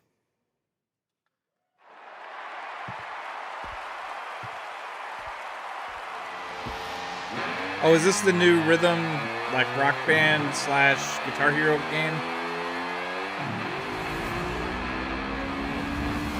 Yo, Mr. Waffles, I hope he makes the team just for,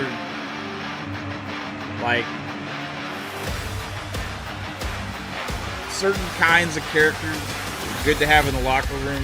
I think he brings the right kind of character you want. And he's got the size and stuff enough, I think, to be able to turn into a good player.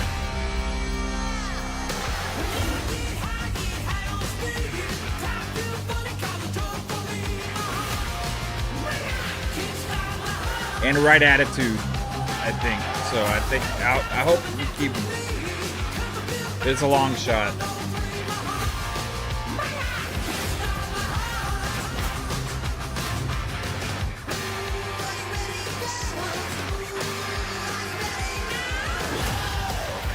Yeah.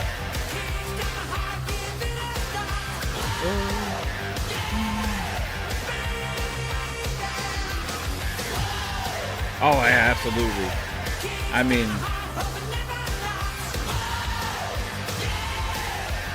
that kind of character can be infectious too, you know. It's that kind of guy, you know. Maybe it takes him a couple years to get on the field in any meaningful way, but you know, like, could end up turning into like that long-term maybe someday. glue Next kind year, of guy. Sega's classic game Crazy Taxi is coming back with an all-new installment, and right now we have the multiplayer reveal.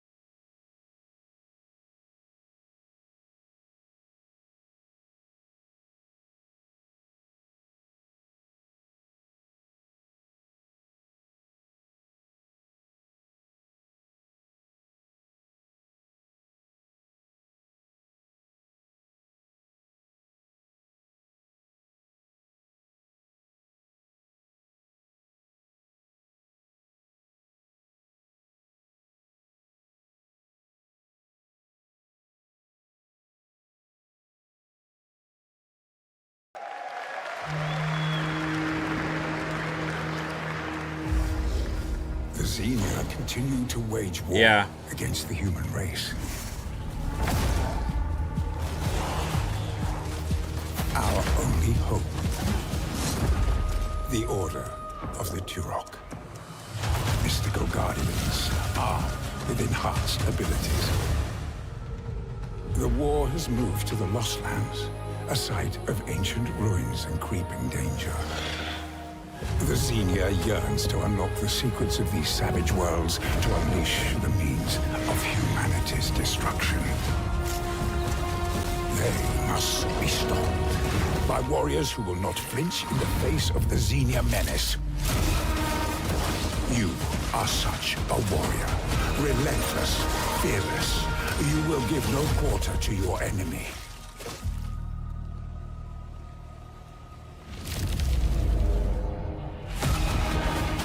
No stopping, no surrender, no limit to your abilities.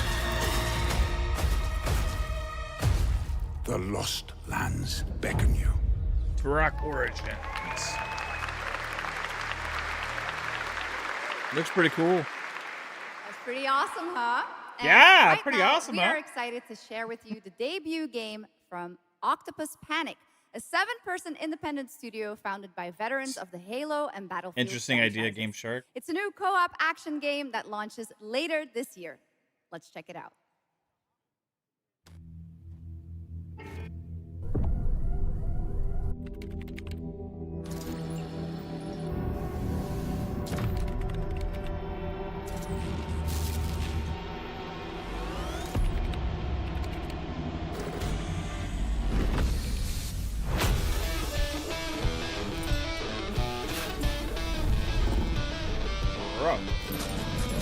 All right, Grabhounds, welcome to the other side of the galaxy. Welcome to your first shift. All right, let's get this done.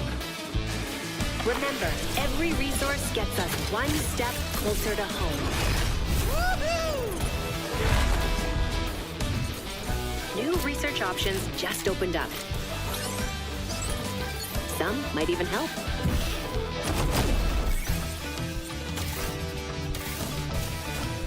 And watch out for the wildlife.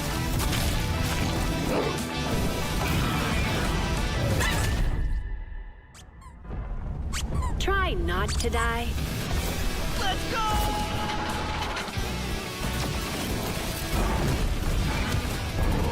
Uh-oh. Later. Play dead. Okay, this is becoming a problem. Oh, you gotta be kidding me.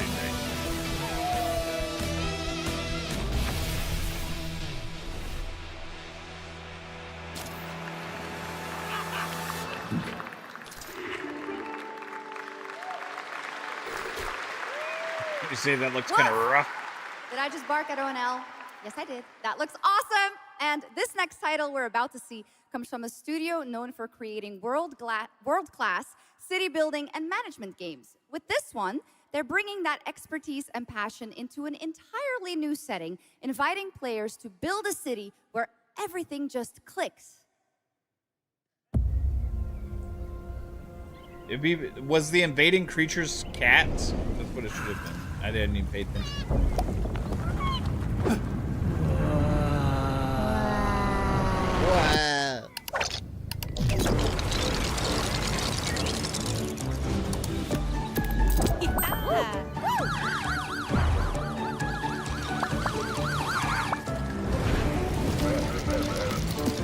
It's like Lego GTA, pretty much.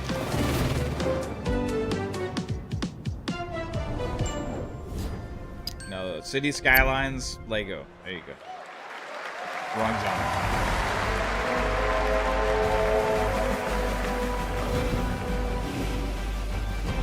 Absolutely, man. So many fucking games, guys. So many games.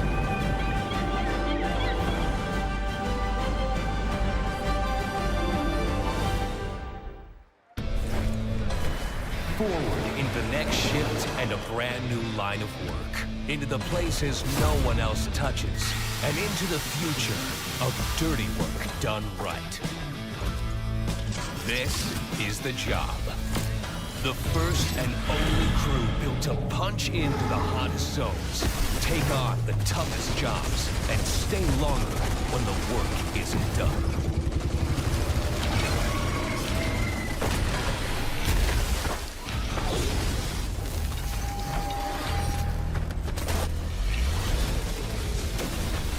Built with the firepower to clean up the alien mess, and the grit to see the job through to the end of the shift. They'll keep the lights on for one more day.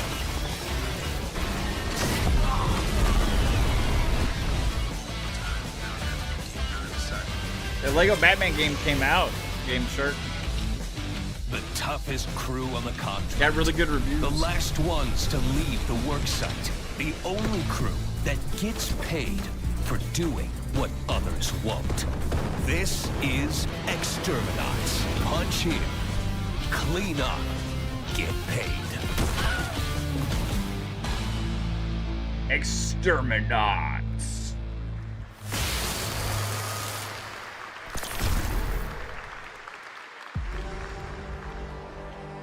Yeah.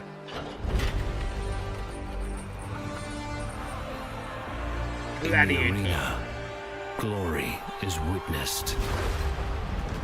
But in the world, no, it is taken.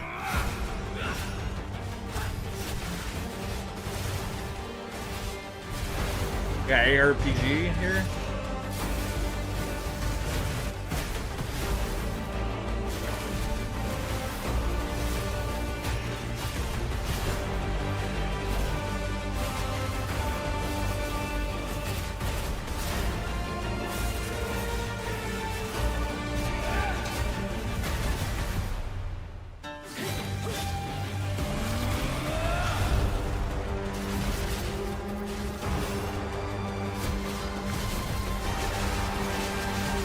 This isn't Path of Exile 2, is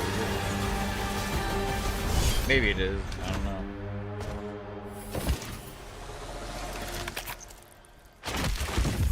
I will take what I am owed. Yeah.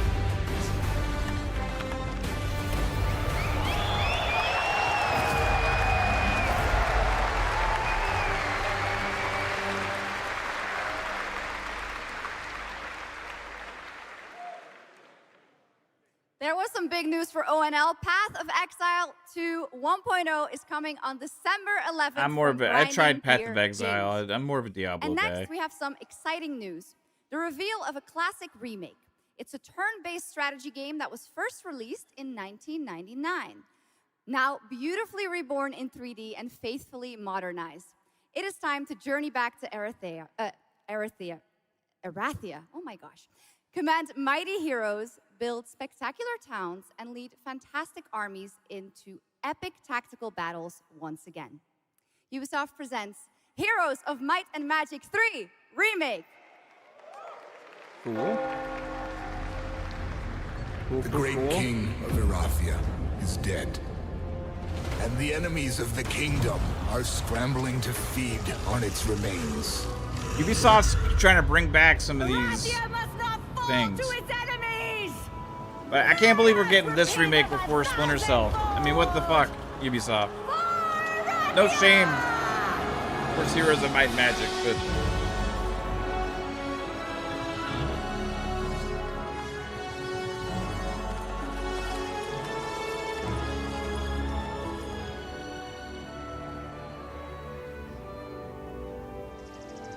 Looking good.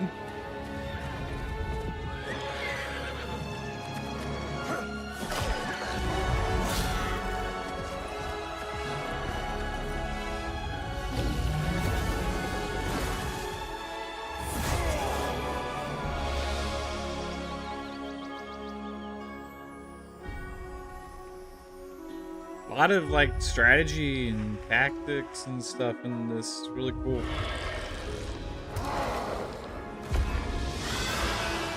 The realm strains under a gathering storm. Heroes will rise. Kingdoms will fall. Well, I think like if they bring this back in a big way, like it has a lot of opportunity to do different things with it. So it's probably why they're doing it.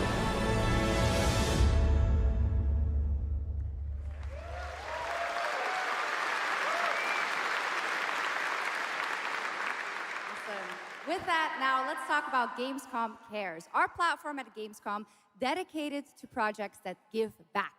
This year, we're putting the following topic in the spotlight: the unique power of the games community to be a force for good and drive real change.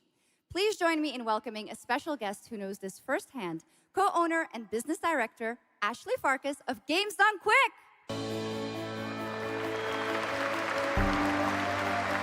Can we get some damn games done quick? Hello, Ashley. Welcome to I mean, in Gamescom development ONL. side? So, tell us about Games Done Quick. Yeah, thanks, Shocks. So Games Done Quick is all about playing games as fast as possible for a good cause. At every event, we bring together speedrunners from all around the world to showcase incredible runs and raise millions for charity. We are thrilled to bring our live event to Europe for the first time right here at Gamescom. Every donation and sponsorship from the community and our partners goes directly to Gaming for Democracy, an initiative that supports social engagement and democratic values through gaming culture. That's incredible. And since 2010, Games Done Quick has raised over $60 million for charity, right? Absolutely amazing. What a great example of how gaming can give back. Ashley, why do you think it is that the gaming community has such a special power to be a force for good and drive change? So I think games create a space where people show up as their authentic selves, and they connect with others who share those same passions. That sense of community and shared purpose is the foundation for everything. This empowers the community and helps players advocate for great projects like supporting democratic values, healthcare, and global humanitarian aid. I can't agree with you more, but how can this special power be used even more in the future so that we feel empowered to speak up for what's right? Yeah, we believe that the gaming community should recognize just how powerful it already is. Organizations like the United Nations already do, and as organizers, it's our responsibility to create meaningful opportunities through community fundraising, local events, or creator collaborations. We're always looking for new ways to connect gaming with causes that matter, and our goal is turning our passion into change that lasts beyond the games we play. That's a great point. And of course, I have to ask, are there any more examples right here at Gamescom? Absolutely. There are so many for everyone to see and participate in this week, from charity streams like Loot for the World to life-saving initiatives and the Gamescom Forest, just to name a few. Gamescom is bringing gaming communities together to create a real-world difference. You're so right, Ashley. There's also Greenpeace, Life Lolly, Deutsche Stammzellspenderdatei, and Médecins Sans Frontières joining this community to be a force for good. Thank you so much for joining us, Ashley. I hope you have an amazing event right here at Gamescom. And of course, go check out all these great initiatives happening here at Gamescom Cares on our website. Awesome. Thank you, Shocks and Ashley. Last year at TGA, I was very excited to debut the new title from Uppsala, Sweden-based Neon Giant. From the small team behind The Ascent, No Law is an immersive open-world FPS RPG set in the cyber grunge city of Port Desire. And tonight, it's finally time to give you a new look at the game.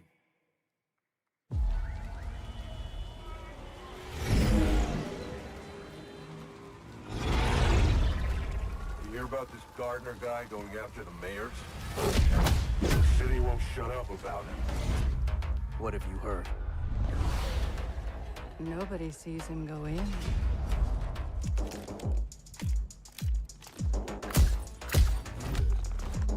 Nobody sees him come out. Good with his hands. Right on his feet. Dynamite with vacuum cleaners.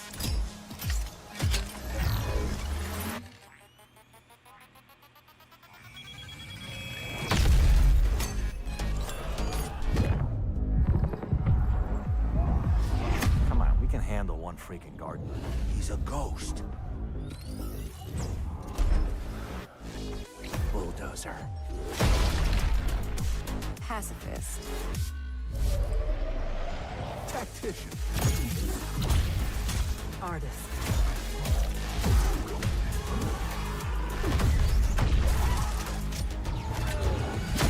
A lot of stories about how you operate, Gardener. Are they all true? No Law.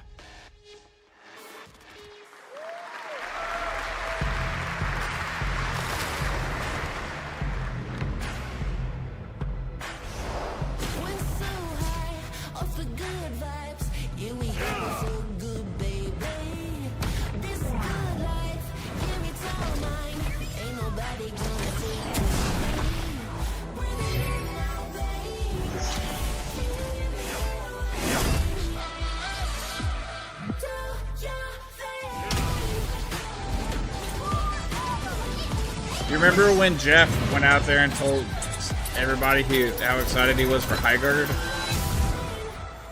And that ended a show? You remember when that happened? 나는 그날의 공기를 기억한다. 세계의 운명이 뒤바뀐 그날을.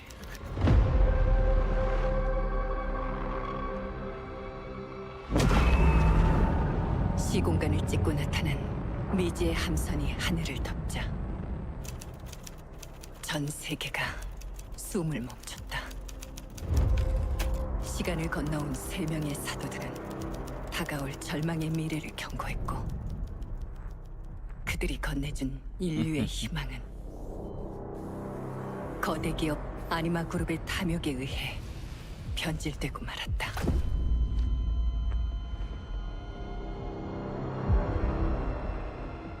사도의 예언대로 검은 물질과 함께 대항마 뷰에르가 강림했다. 인류의 혈관 속에 잔혹한 시한폭탄이 돌기 시작했고 나도 예외일 순 없었다. 전방 좌우 확보 클리어. 내부 상황 확보. 전전 위협 없음. 우리의 미래에 아직 구원이 남아있을까? Cinder City.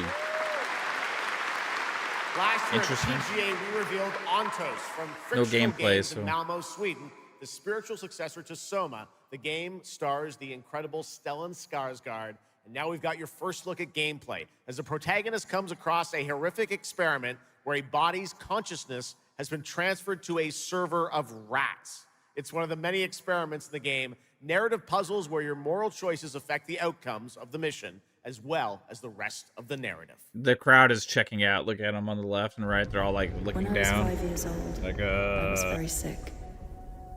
But somehow, my dad did the impossible. Whatever that miracle was, Kepler. it pushed him away from us. Crumby, do you hear me? Word of caution. Crombie's experiments can be active right now. Delicate stuff. Hey, please? I need to talk to you.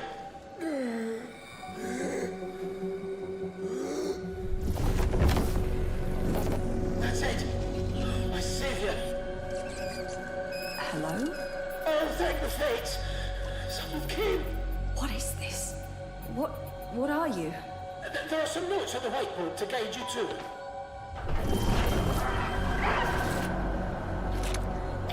This looks disturbing as fuck. You said... I assure you there is no mind. Please proceed.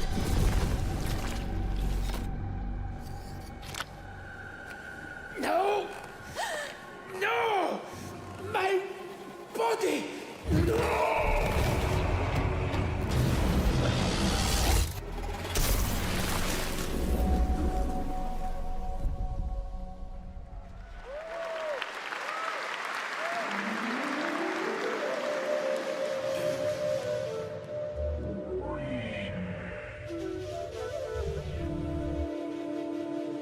Xbox is just doing like long streams with like I think the next 2 days. They're doing like long streams showing off like stuff, talking, doing interviews, stuff like that.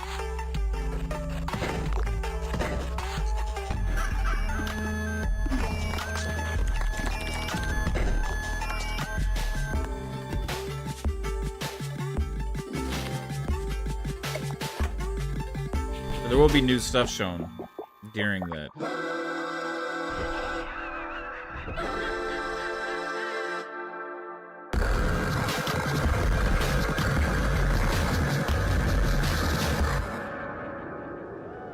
Pony Island? Let's go. We didn't see that coming. What a wild trailer from Daniel Pony Mullins up in Island. Vancouver, Canada, creator of Inscription. That was Pony Island 2, Panda Circus, described as a voyage through time, myth, divinity, Not to be and video confused with games. Pony Tamer. All right, now it is time for some animal combat. I guess we had a little bit before with that. Grav Hounds, right? A lot of animals tonight. From China-based TI Games comes Zoo Punk, a 3D diesel punk action RPG starring a playable, get this, rabbit, rhino, and chipmunk. Wow. I know. Why are Tonight you we have the saving first all look this at Zoo weird Punk's shit squad-based for the combat end, systems, bro? including the potential fourth hero. There's another animal, Shocks, who fights with a long blade. There's even more. That's not all. You'll also want to keep an eye out for the marmot and otter bosses, too. Witness the wild world of Zoo Punk.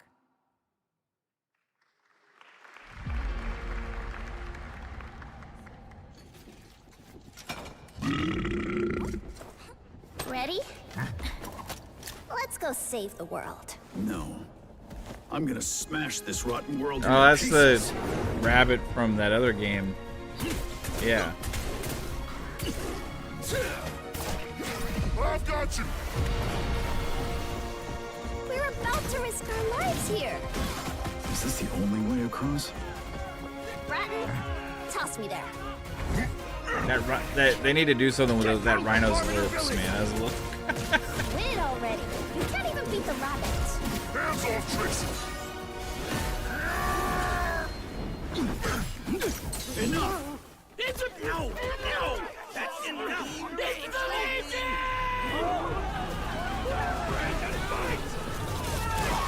Where's the card? Yeah, they had, but the rabbit's from another game.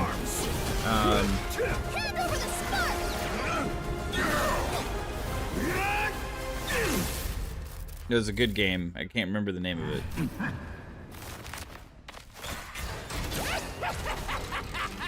Come and get me!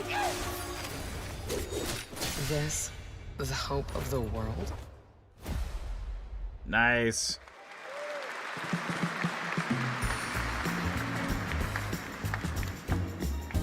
Don't mind the faded decor, just ignore. What was the name of that game? Originally, it was only on PlayStation, then it came out other places. Fist. Yeah, Fist. Yeah, it's Fist. Thanks, Calorie.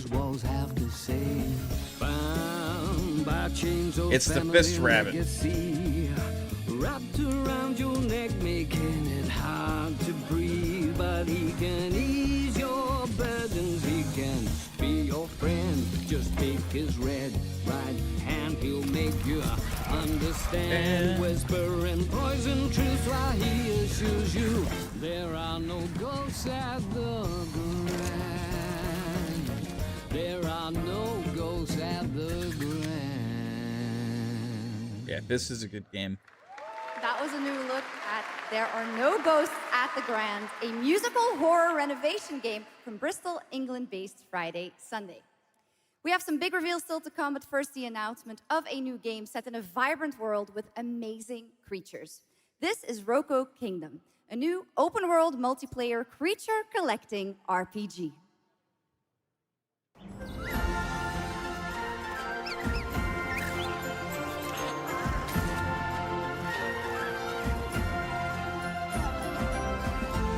This is coming across as like, hey, we bid a lot of money, paid a lot of money for these spots section.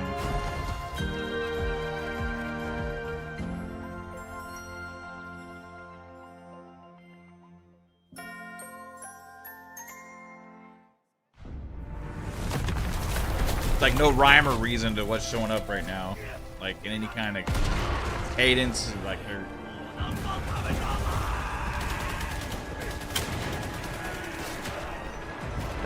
The first 2/3 of this game, Opening Night Live, was like really good. This last third of it has been like dog ass shit. But it's okay because the first 2/3 are amazing. I just hope it ends off well and not another high guard moment. Zoopog looked pretty good though.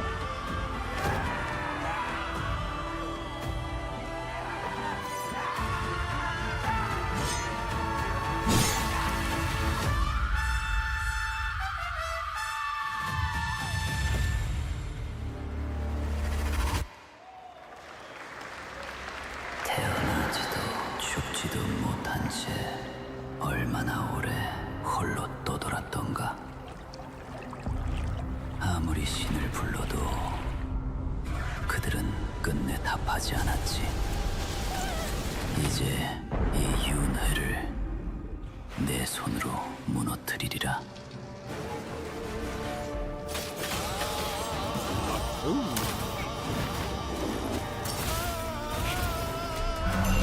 I like the looks of that.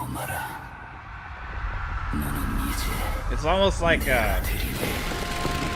looks like a fucking like Japanese inspired like Diablo game or something. Diablo type.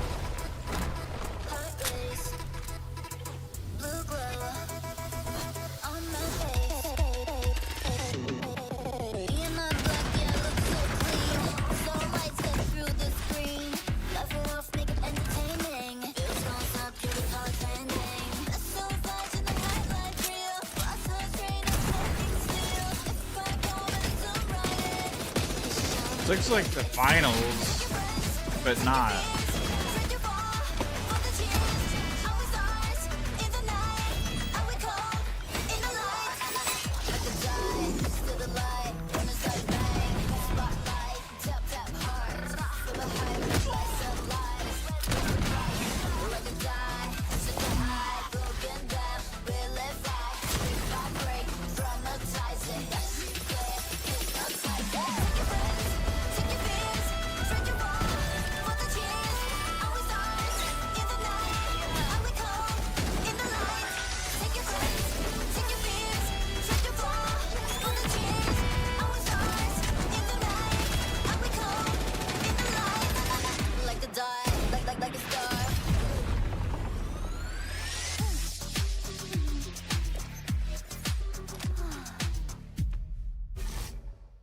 Yeah, it looks kind of like a finals Okay, ripoff. now I'm happy to welcome to the O&L stage a man who closed out Summer Game Fest with an epic reveal. Please join me in welcoming to the stage my good friend, the Final Fantasy VII Remake Series Director, Naoki Hamaguchi.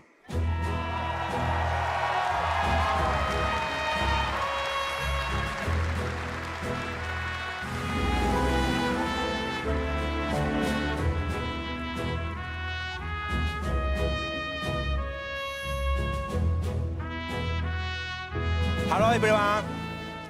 My name is Naoki Hamaguchi, and I'm the director of Final Fantasy VII Revolution. Thank you. It's great to be back at the Gamescom to give you a glimpse of what my team is working on. What will you see in this brand new exclusive trailer so-called Weapons? Massive creature, the Cloud, and his team of legendary heroes will face in the final chapter of their epic Game Shark, journey. $5. It's Beast of Final Wild Fantasy Hearts VII reincarnation of the Wolong Fallen deliver Dynasty a Feathers of the Phantom Blade. experience in a world without Yeah, there's so many of those games. and will be available PlayStation 5, Nintendo Switch, Xbox XS, and PC in spring 2027. Not this game, obviously.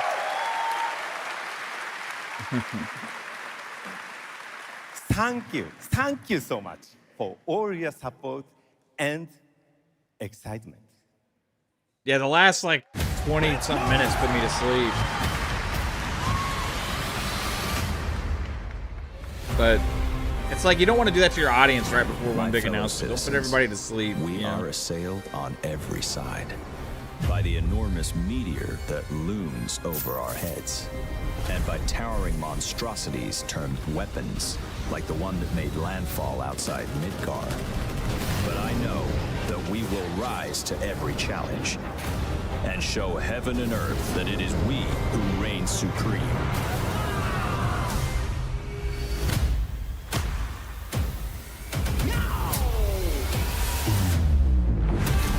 You said weapons are guardians of the planet, right? The planet sees us as another threat to her well-being, and rightfully so. You call them planetary warriors. But I call them weapons of mass destruction.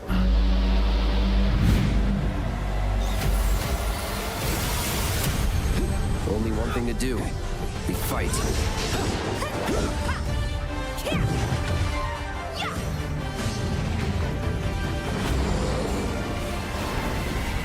Gonna be really good.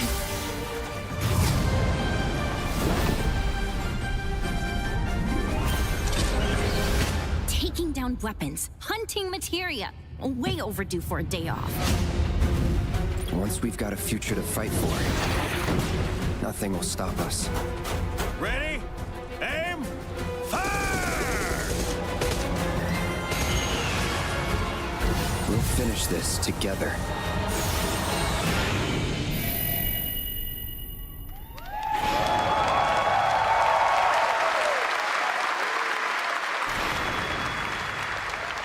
I haven't played Rebirth yet. Final Fantasy VII Revelation looks truly epic, and we don't have to wait long. The game comes out next spring for all platforms at the same time. All right, we have one last game for you tonight at O&L, an update on a legendary Witcher RPG 3. franchise that won Game of the Year at the Game Awards way back in Witcher 3 2015. content.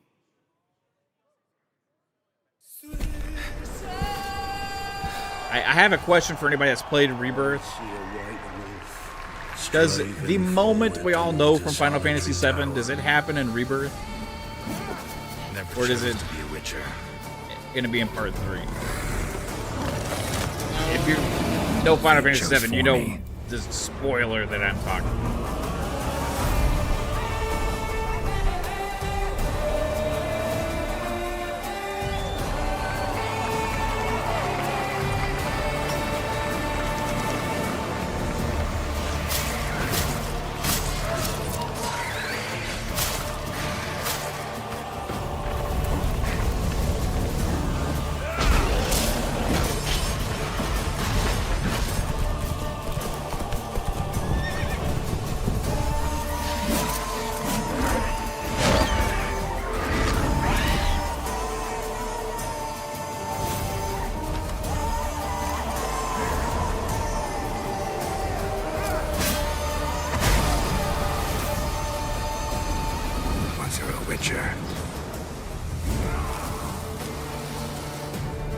can't just step off the path. You're one for life.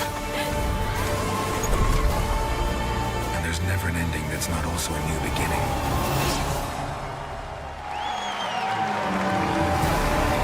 Nice.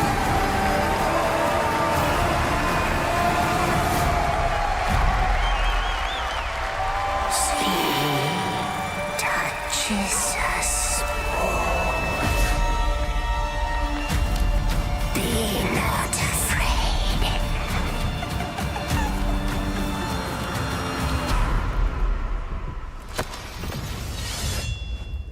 Didn't say I was afraid.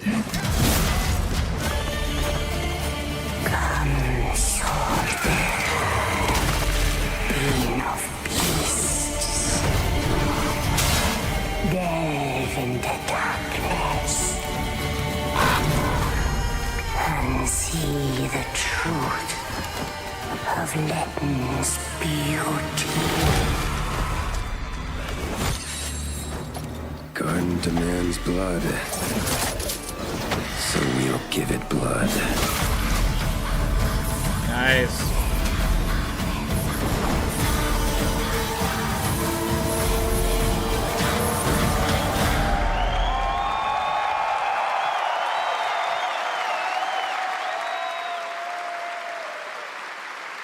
That's right. How about that? Free upgrade, free remaster. All right, well, now joining us to talk all about the Witcher 3 news, please welcome the level design lead from CD Projekt Red, Miles Toast. Did you say mild toast? All right, Miles, you brought down the house with that news of the free remastered. This is definitely a surprise, and it's coming out in just a month, September 29th. To PC and consoles, including Switch 2 and even Battle.net. Lots of features in that trailer. Tell us which ones stand out the most to you. Oh, wow. So you can tell that the team definitely poured their hearts into this one, right? Miles, it's a huge okay. privilege for me to stand here and represent them. Thank you for the trust, guys. Secondly, features, right? So my favorite one is the visuals. Yeah. That's new textures, updated rendering, advanced path tracing, foliage, you name it. Geralt has never looked as good, even after all those years of retirement. Yep. And then the other thing, definitely combat. It's more modern, smooth and precise. We updated camera, the targeting system, added new animations. And what I like a lot, new finishers. Wow. And then last one, Witcher 3 is a full-fledged RPG, right? So we completely revamped the ability system to give players more options. Well, it's a lot of stuff, A lot as you of saw in the updates. trailer, only a Nice. month away. Let's move on For now free. to Songs of the Past. I like which it even is more. A wild idea in and of itself.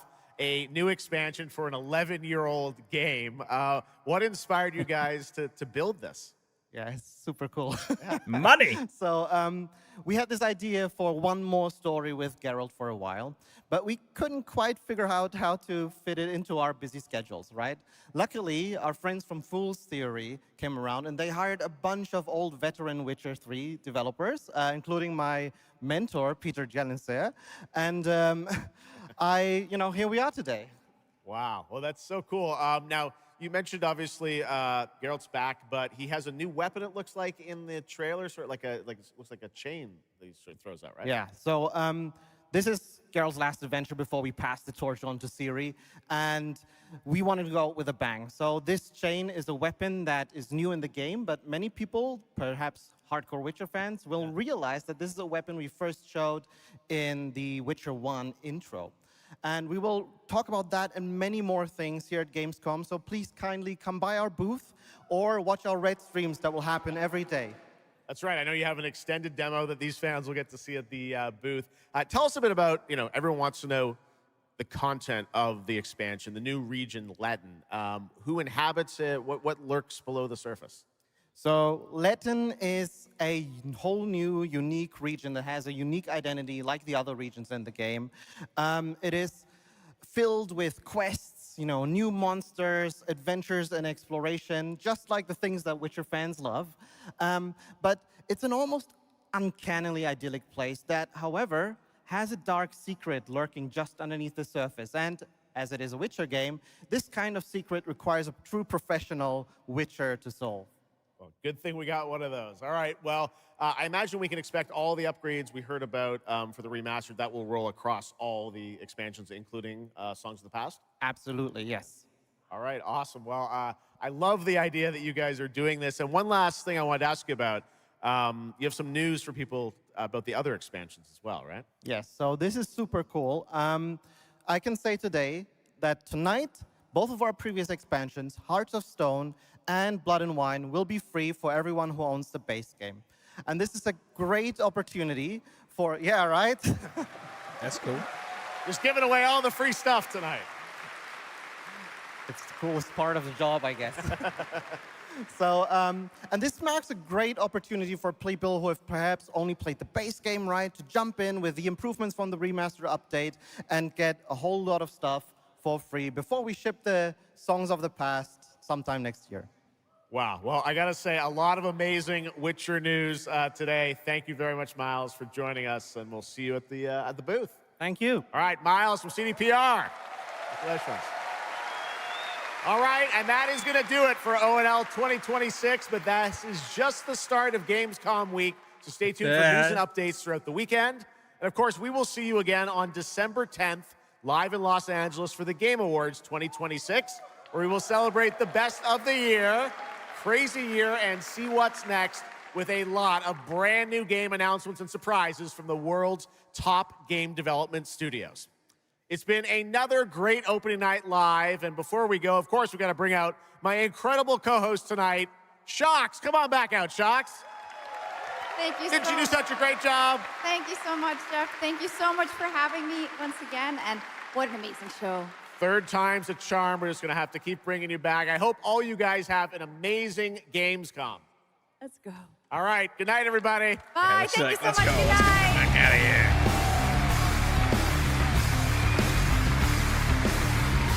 All right. Well, that was opening night live. I mean, overall, I would say it was pretty good. It's like the final third of the show, not so much. But leading up to that, that was pretty fantastic. You had a lot of good stuff. Really a lot of good stuff. And you had some surprises. Rainbow Six Tactics. It was awesome. You had the Gears trailer was just incredible. You had some other games. I can't remember the names of them. Right, I'm gonna have to go back and kind of make a list. You had some other games that kind of like showed up that were kind of new announcements that looked really good. Overall, yeah, it's just like a really good show.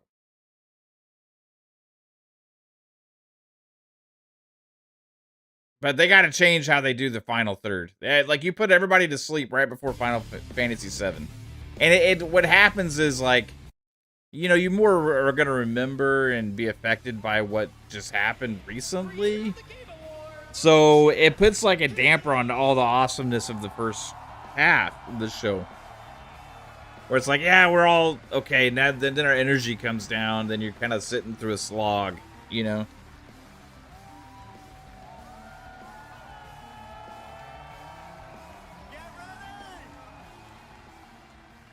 So yeah, overall, I mean, it was a good show. I'm not gonna say it was like amazing. It was a good show. That if they had the same energy for the rest of the show after the first 2/3, it would have been like an epic show. A Warlock stole the show from me. Rainbow Six Tactics, Warlock, and the Gears E trailer were the highlights. Absolutely.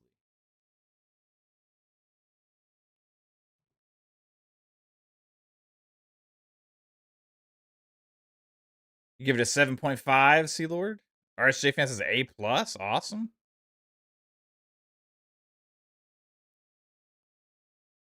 Seven out of 10 vibes for you, Ballantone. I want to go watch that Gears trailer again.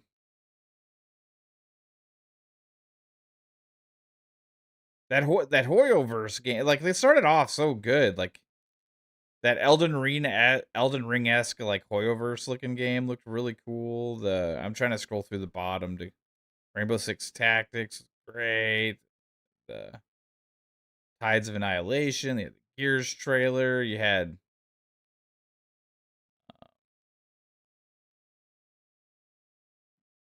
some slog in there, you know. But overall, I thought pacing for the first half to 2/3 was good, was pretty good. Ever since I'm trying to see when it went to Slogfest, leading up to.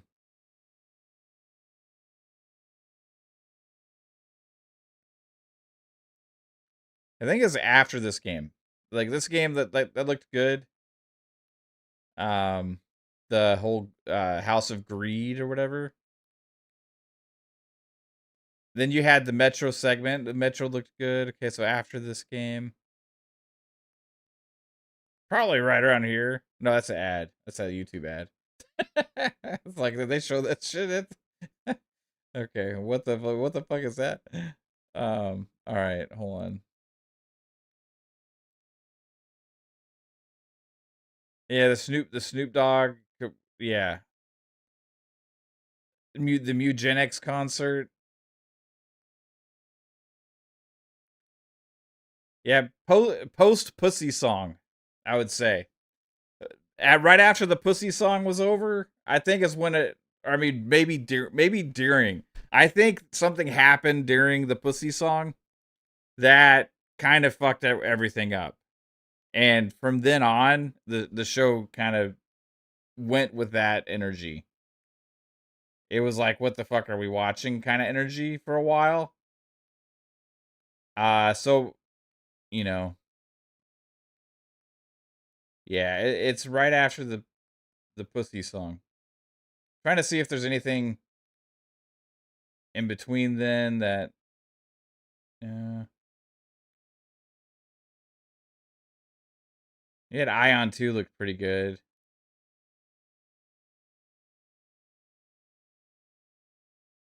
Yeah.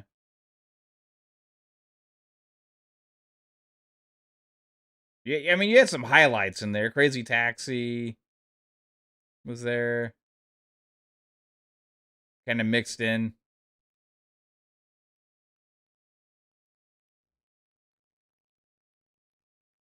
I think especially maybe after, like, Exterminats.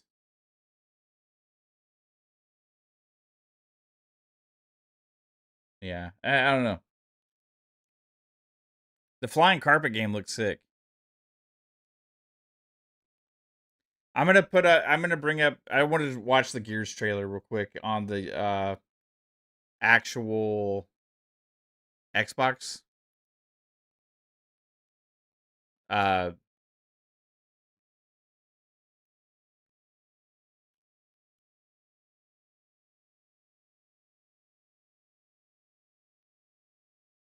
Ba-ba-da-da-bum.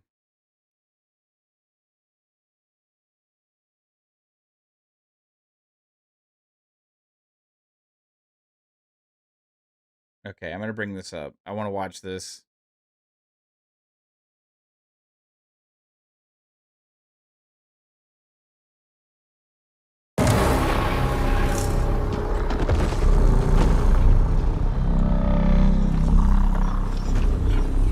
Because this fucking trailer was epic. What the fuck are you?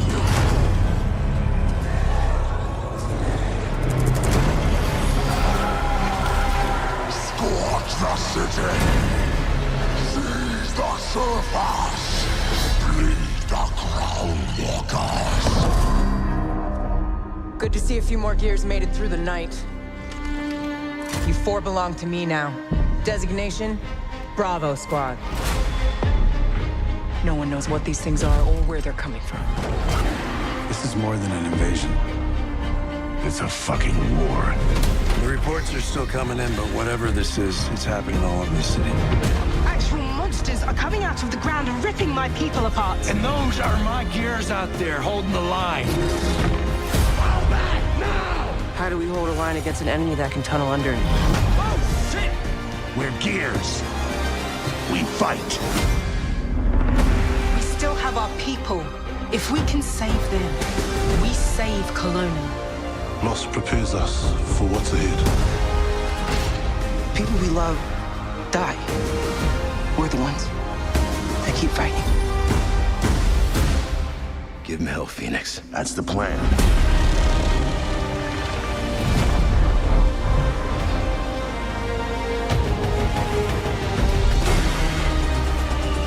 Come and get some, you goddamn grubs! Sucker! There'll be no support. If you fall, we all do. We do this together, or we die together, yeah? To the end. Let's go. That trailer had the biggest reaction, I feel like, at Gamescom too, or no, Opening Night Live, whatever you want to call the show. Loaded.com. Yeah, that was awesome, man. Absolutely awesome.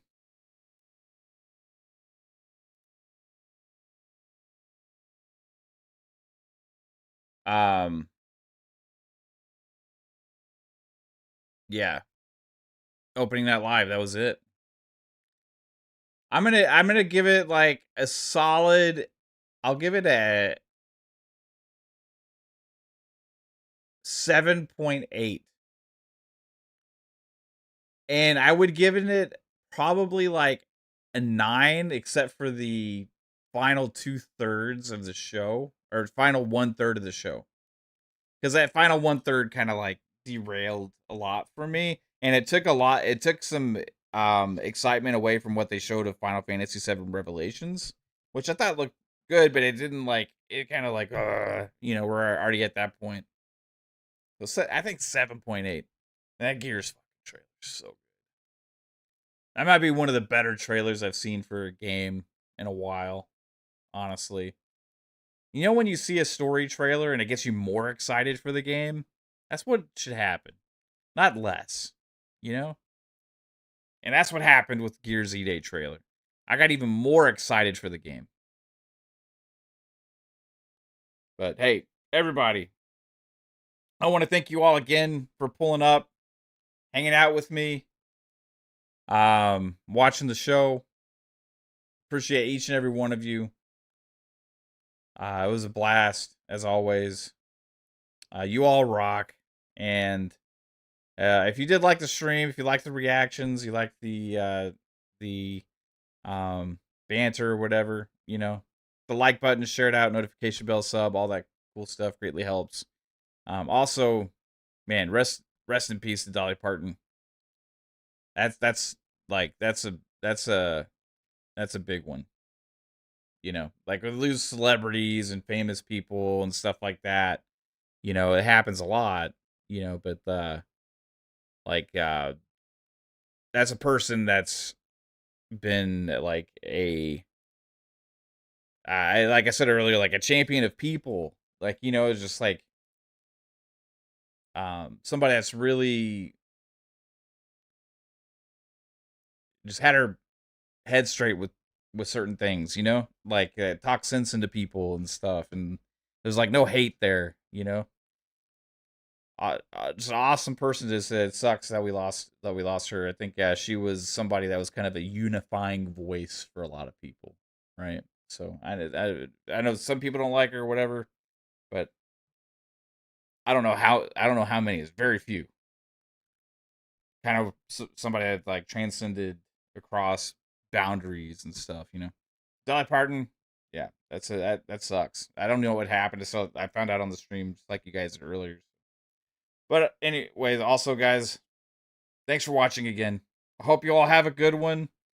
Take it easy. Peace out. Bye-bye.